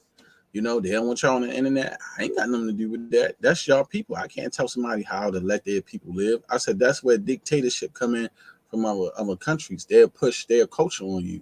Now, I'm like, now, whatever he believe in, that's what he believe in, right? But I'd be like, but you're not worshiping Jesus Christ, are you? You're not a Christian. But Mm-hmm. you're not going to let them push that on you. I mean, if they come to your land, yeah, you might get free to what this guy dictatorship is. But what if somebody else come and pushing their culture and dictatorship on you? You feel like that's better? You Right. still got to accept something or somebody else's culture. You see what I'm saying? Facts. So That's facts. That's I facts. was saying at the end of the day, I don't feel like nobody should push nothing on nobody. You know, whatever your heritage or belief is or how your family raised y'all, that's your life. He was talking about the food. I was like, listen, I understand the culture of Asian people and some things y'all eat that I just won't do. Like I'm not eating no squid alive moving around in the bowl. That's something y'all do. All That's right. what you like. I'm not judging you for that. If that's y'all culture, where y'all live, that's the way y'all live. If you want to eat Yes, sir. squid and mice and shit, go ahead. That's your business. You can offer me something. No, thank you. You know, I refuse to eat. You know what I mean? But Right. that's Absolutely. your culture, and that's with anybody. And that's what I try to tell him. And he was talking about. We talked about polygamy, man. We talked about all types of stuff. And you know, he didn't have a problem with polygamy, but he was saying that, you know, the women and the way that they push it, like even in China, I was like, well, over there, you know, the law you only can have 2 children because there's so many of them, you know.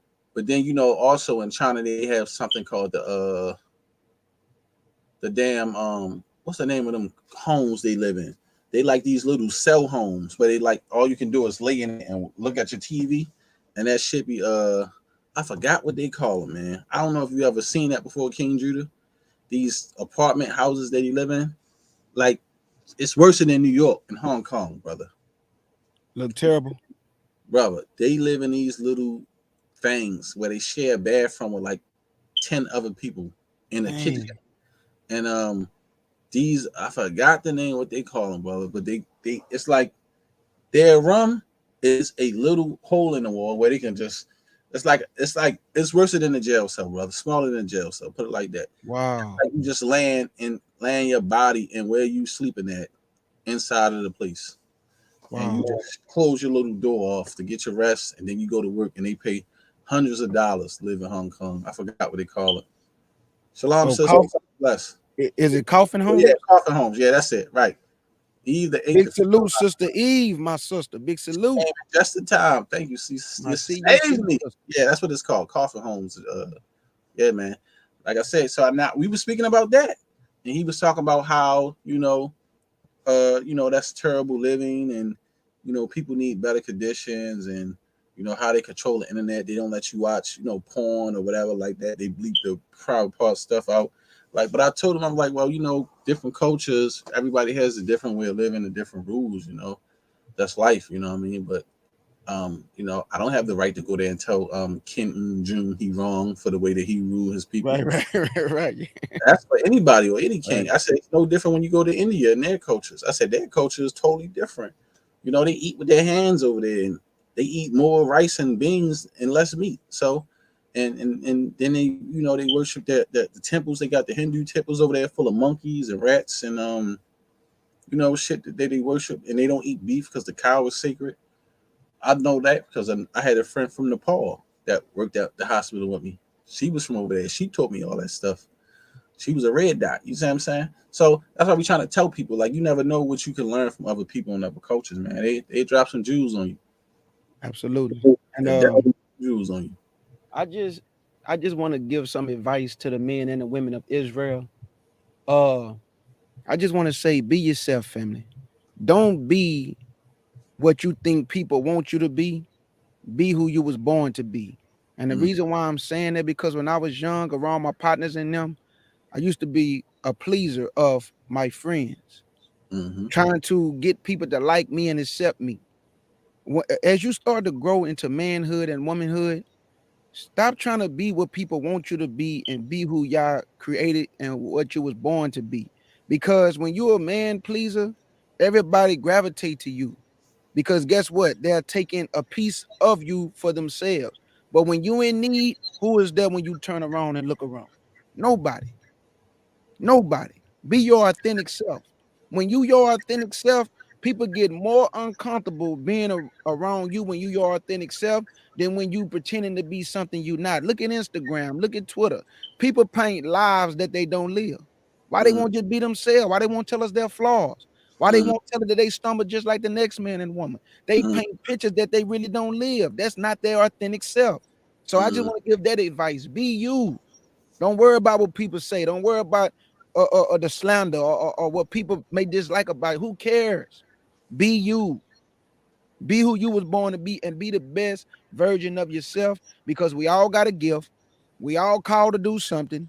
You just got to find out what it is. Man, I cried, and I'm not talking about tears. I'm talking about I was just whining to Yah. I was struggling. We was living in a poor condition. I was like, man, so God, black people just gonna be poor and die?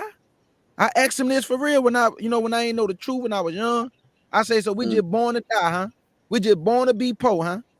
This how I was talking to Yah, just asking like, why we born in these conditions? Like, why we gotta go through what we going through?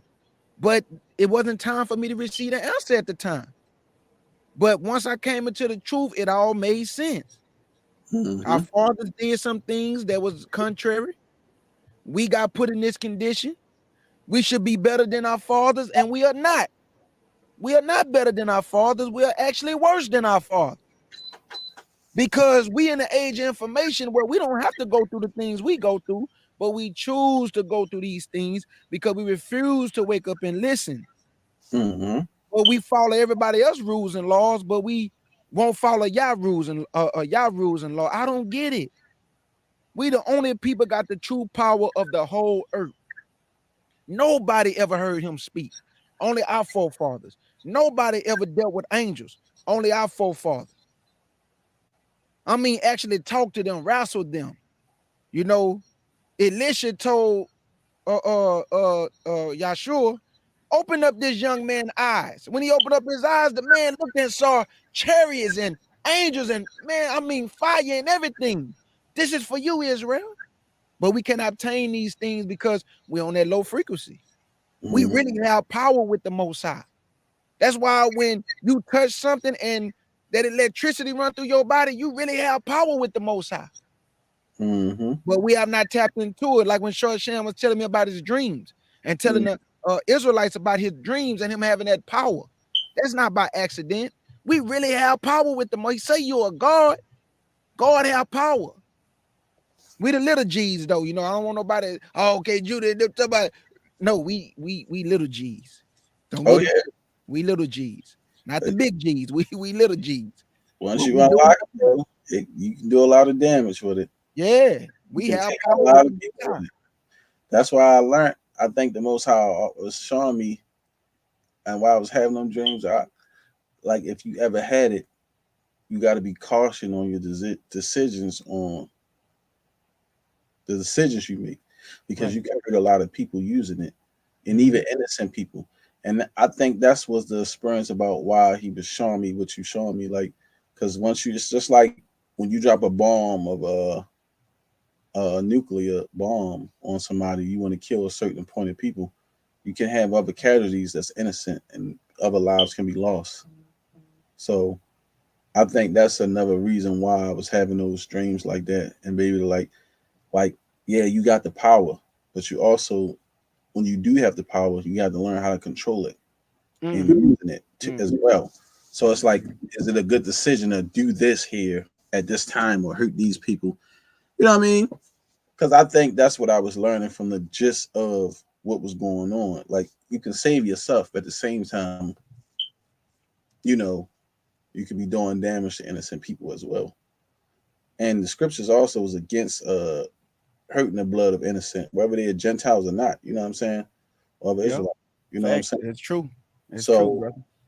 That's why I was like, you know, a lot of stuff that I go through and the Most High put me through, I think they're lessons that he be teaching me, you know, as well, that make me think about a lot of things. Like, even if you ever did was to be able to unlock it or did unlock it, you know, I think a lot of us would be too emotionally to use it. Like, anything can happen. Oh, police, he just shot down one of the Israelite brothers. He got out there, he gonna blow up a whole station because that happened. Like, you know what I mean?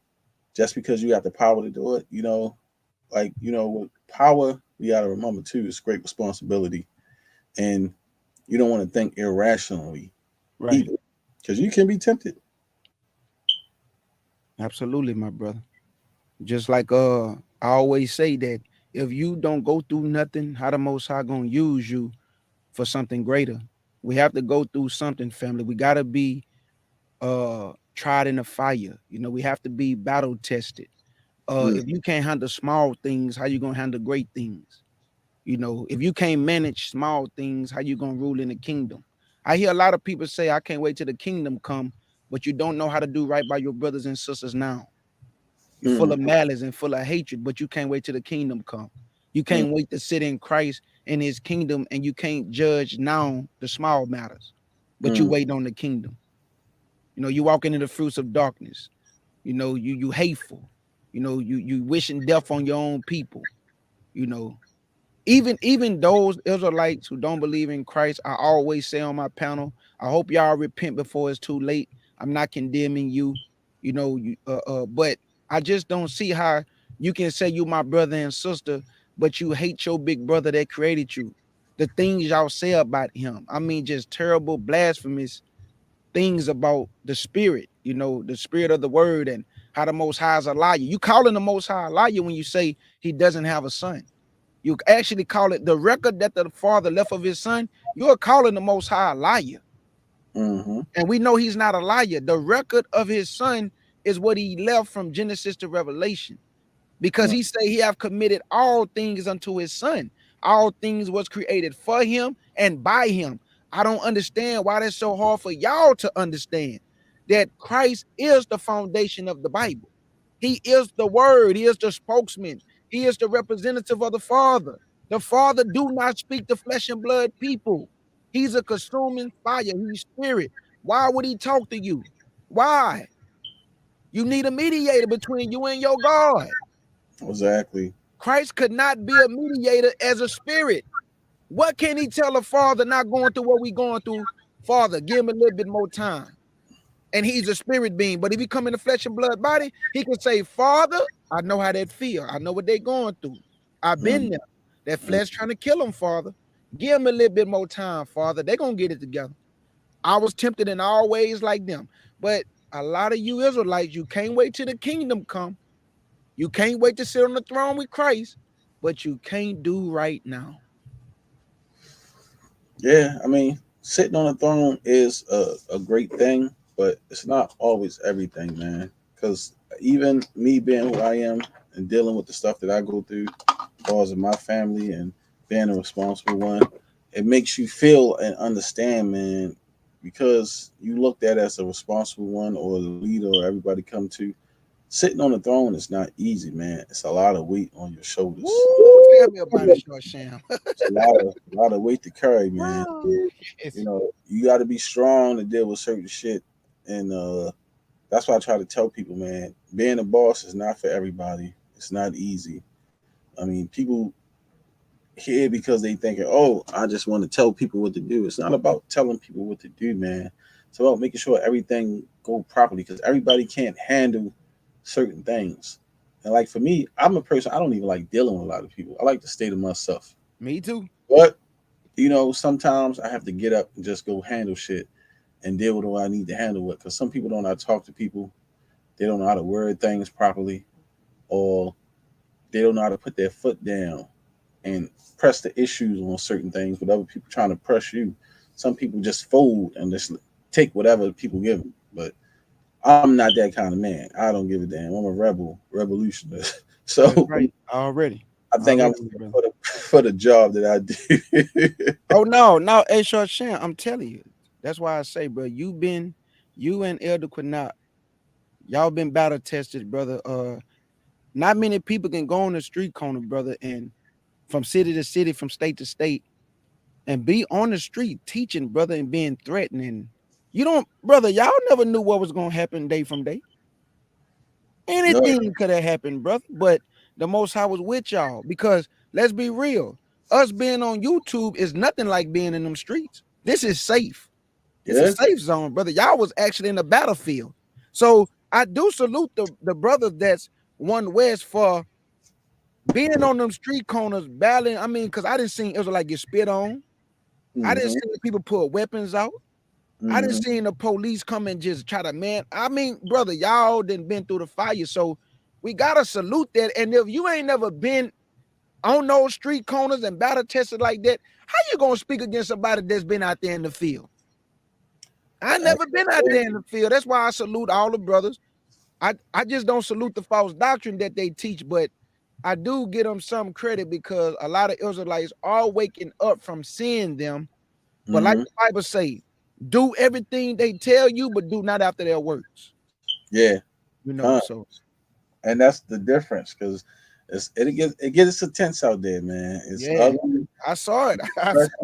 Like from New York camps, always from DC to Baltimore, down in Georgia. Like when we out there teaching, man, we done had some ugly camps, brother. And when I say we was pressed by the people, like we was in New York, bro, I thought we was gonna be overran by the mob of people, brother. They was angry when we was out there teaching, man.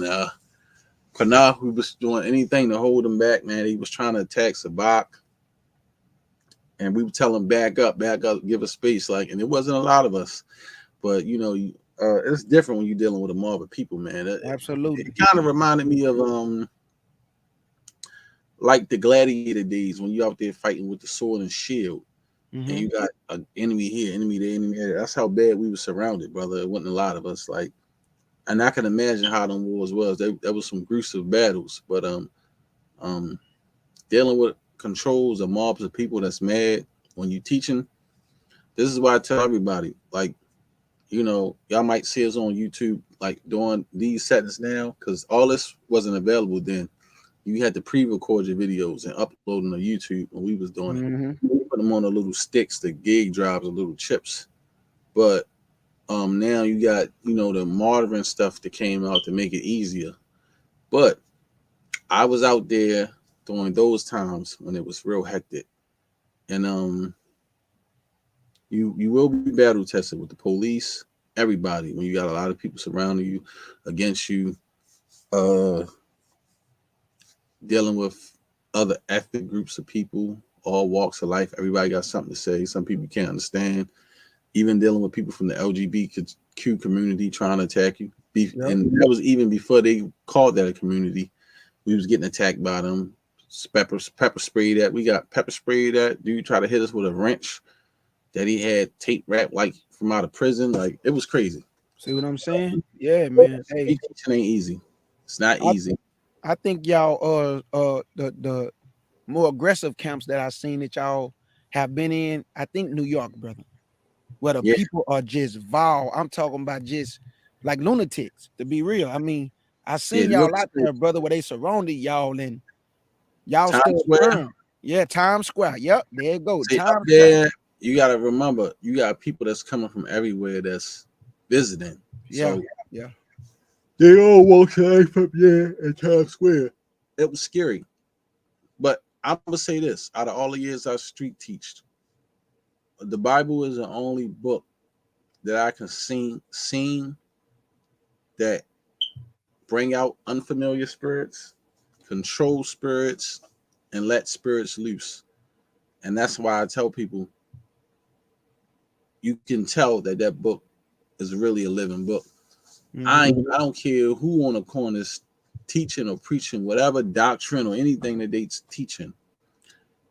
If you understand the Bible properly and understand the scriptural breakdown properly, you can rile up those spirits and them legions that be on people. Like how when Yahawashi healed the man, they had the legions on him when he cast him into the swine. When they say we're legions, we're minis, and asked him, was he coming to kill him? I see these demons and these legions on people, brother, like not like physically seeing them, but spiritually, because these people be possessed. They have spirits on them, and you can tell, like, man, these people got spirits on them. The way that they act, even when they came out there. One time we was in camp in DC, they started doing witchcraft, took some roses and start doing these seances right next to us while we having camp and doing all this crazy shit. And that's what I'm saying, man. I done seen a lot of stuff just by street teaching and the spirits that come off people. That I know that spirits are real and those legions and demons really be on people.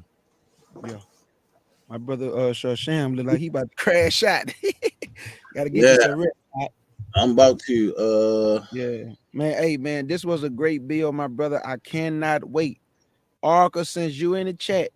Shar Sham says sometime next week he's gonna do that class. So I'm gonna set it up for him, do the artwork, do a nice intro for my brother to let everybody know he coming through. And I know he finna come and bring that knowledge. But I see Sister Eve had asked you something, Shar Sham. yeah, she was asking about Nathaniel from IUIC. What do you think of Um Nathaniel from Israel United in Christ speaking on certain platforms about who we are, but only giving half truths, like on the Mexicans, Native Americans, and Hispanics being Israelites, although he know it isn't true? well, this is what I'm gonna say on that. Actually, we was about to do a live, me, Neptali the bar, out of Qanath, our brother Yakana. We about to do a live commentary and a video that he did speaking on that. Oh, I that's didn't gonna want be to give it fire. away, but That's gonna since be you fire. asked, I'm just like, That's gonna we be about to fire. do a video talking about that Oh and yes. talking about the half truths and even the whole Jason Whitlock interview. So I'll let y'all know what that's coming up to. That's No, gonna be that's one of what's the up. first shows we doing back here. That's what's up. Yeah. Yeah, that's what's up. But Yeah. before I jump down, Short Sham, I say big salute to you, my brother. I praise you for the work that you do, for the hard dedication that you put into the truth, working, running your business, taking care of your family, studying, and still have time to come up and edify the people, talk to the people. Because I'm gonna be honest with you, Short Sham, a lot of people in this world, they are looking for platforms, brother, that they can gravitate to and just hear some truth, brother. You know, a lot of our people tired of listening to lies.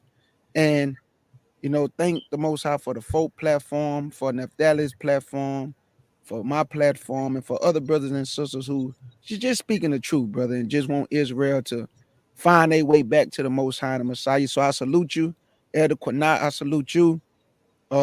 Many blessings to you, my brother, to your family, to your children, to your wife. And I'm gonna just keep y'all in my prayers, man. But I cannot wait till you come and do that class on my platform, man. Because when you told me on the phone, and I was excited when I was at work, I told Shiro, Shar Sham say he gonna do it. I'm gonna set it up for him. And look, she put in the chat to my yeah. And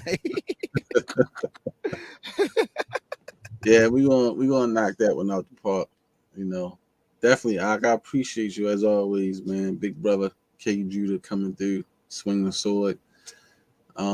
Everybody out there, thank y'all for coming through. I'm so tired. I ain't gonna lie. I'm gonna get us some sleep today. some rest, my brother.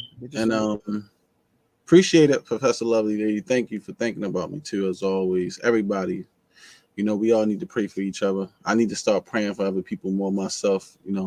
I just was dealing with some terrible times, but everybody being battle tested, especially in my mind. My mind be playing tricks sometimes. Right. I got you.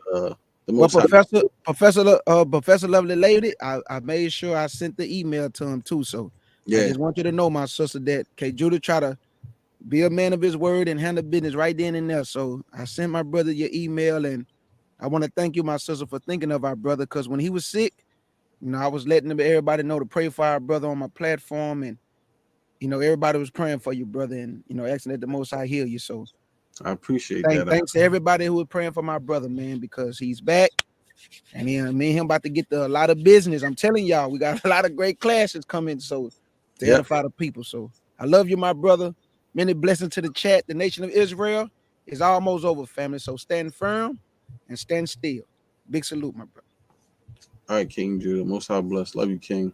Love you too. Everybody, I appreciate y'all tuning in. I'm not gonna play no music out because it's 5 a.m. and I gotta go put all this food away my wife cooked for the feast. So I'm tired. I'm tired now. I want to get some sleep.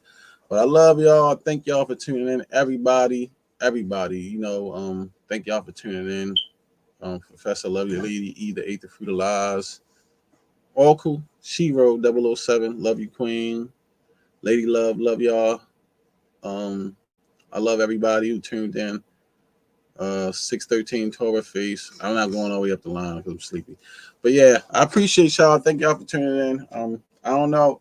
We might be live tomorrow if everybody's free. Maybe we can do the commentary thing.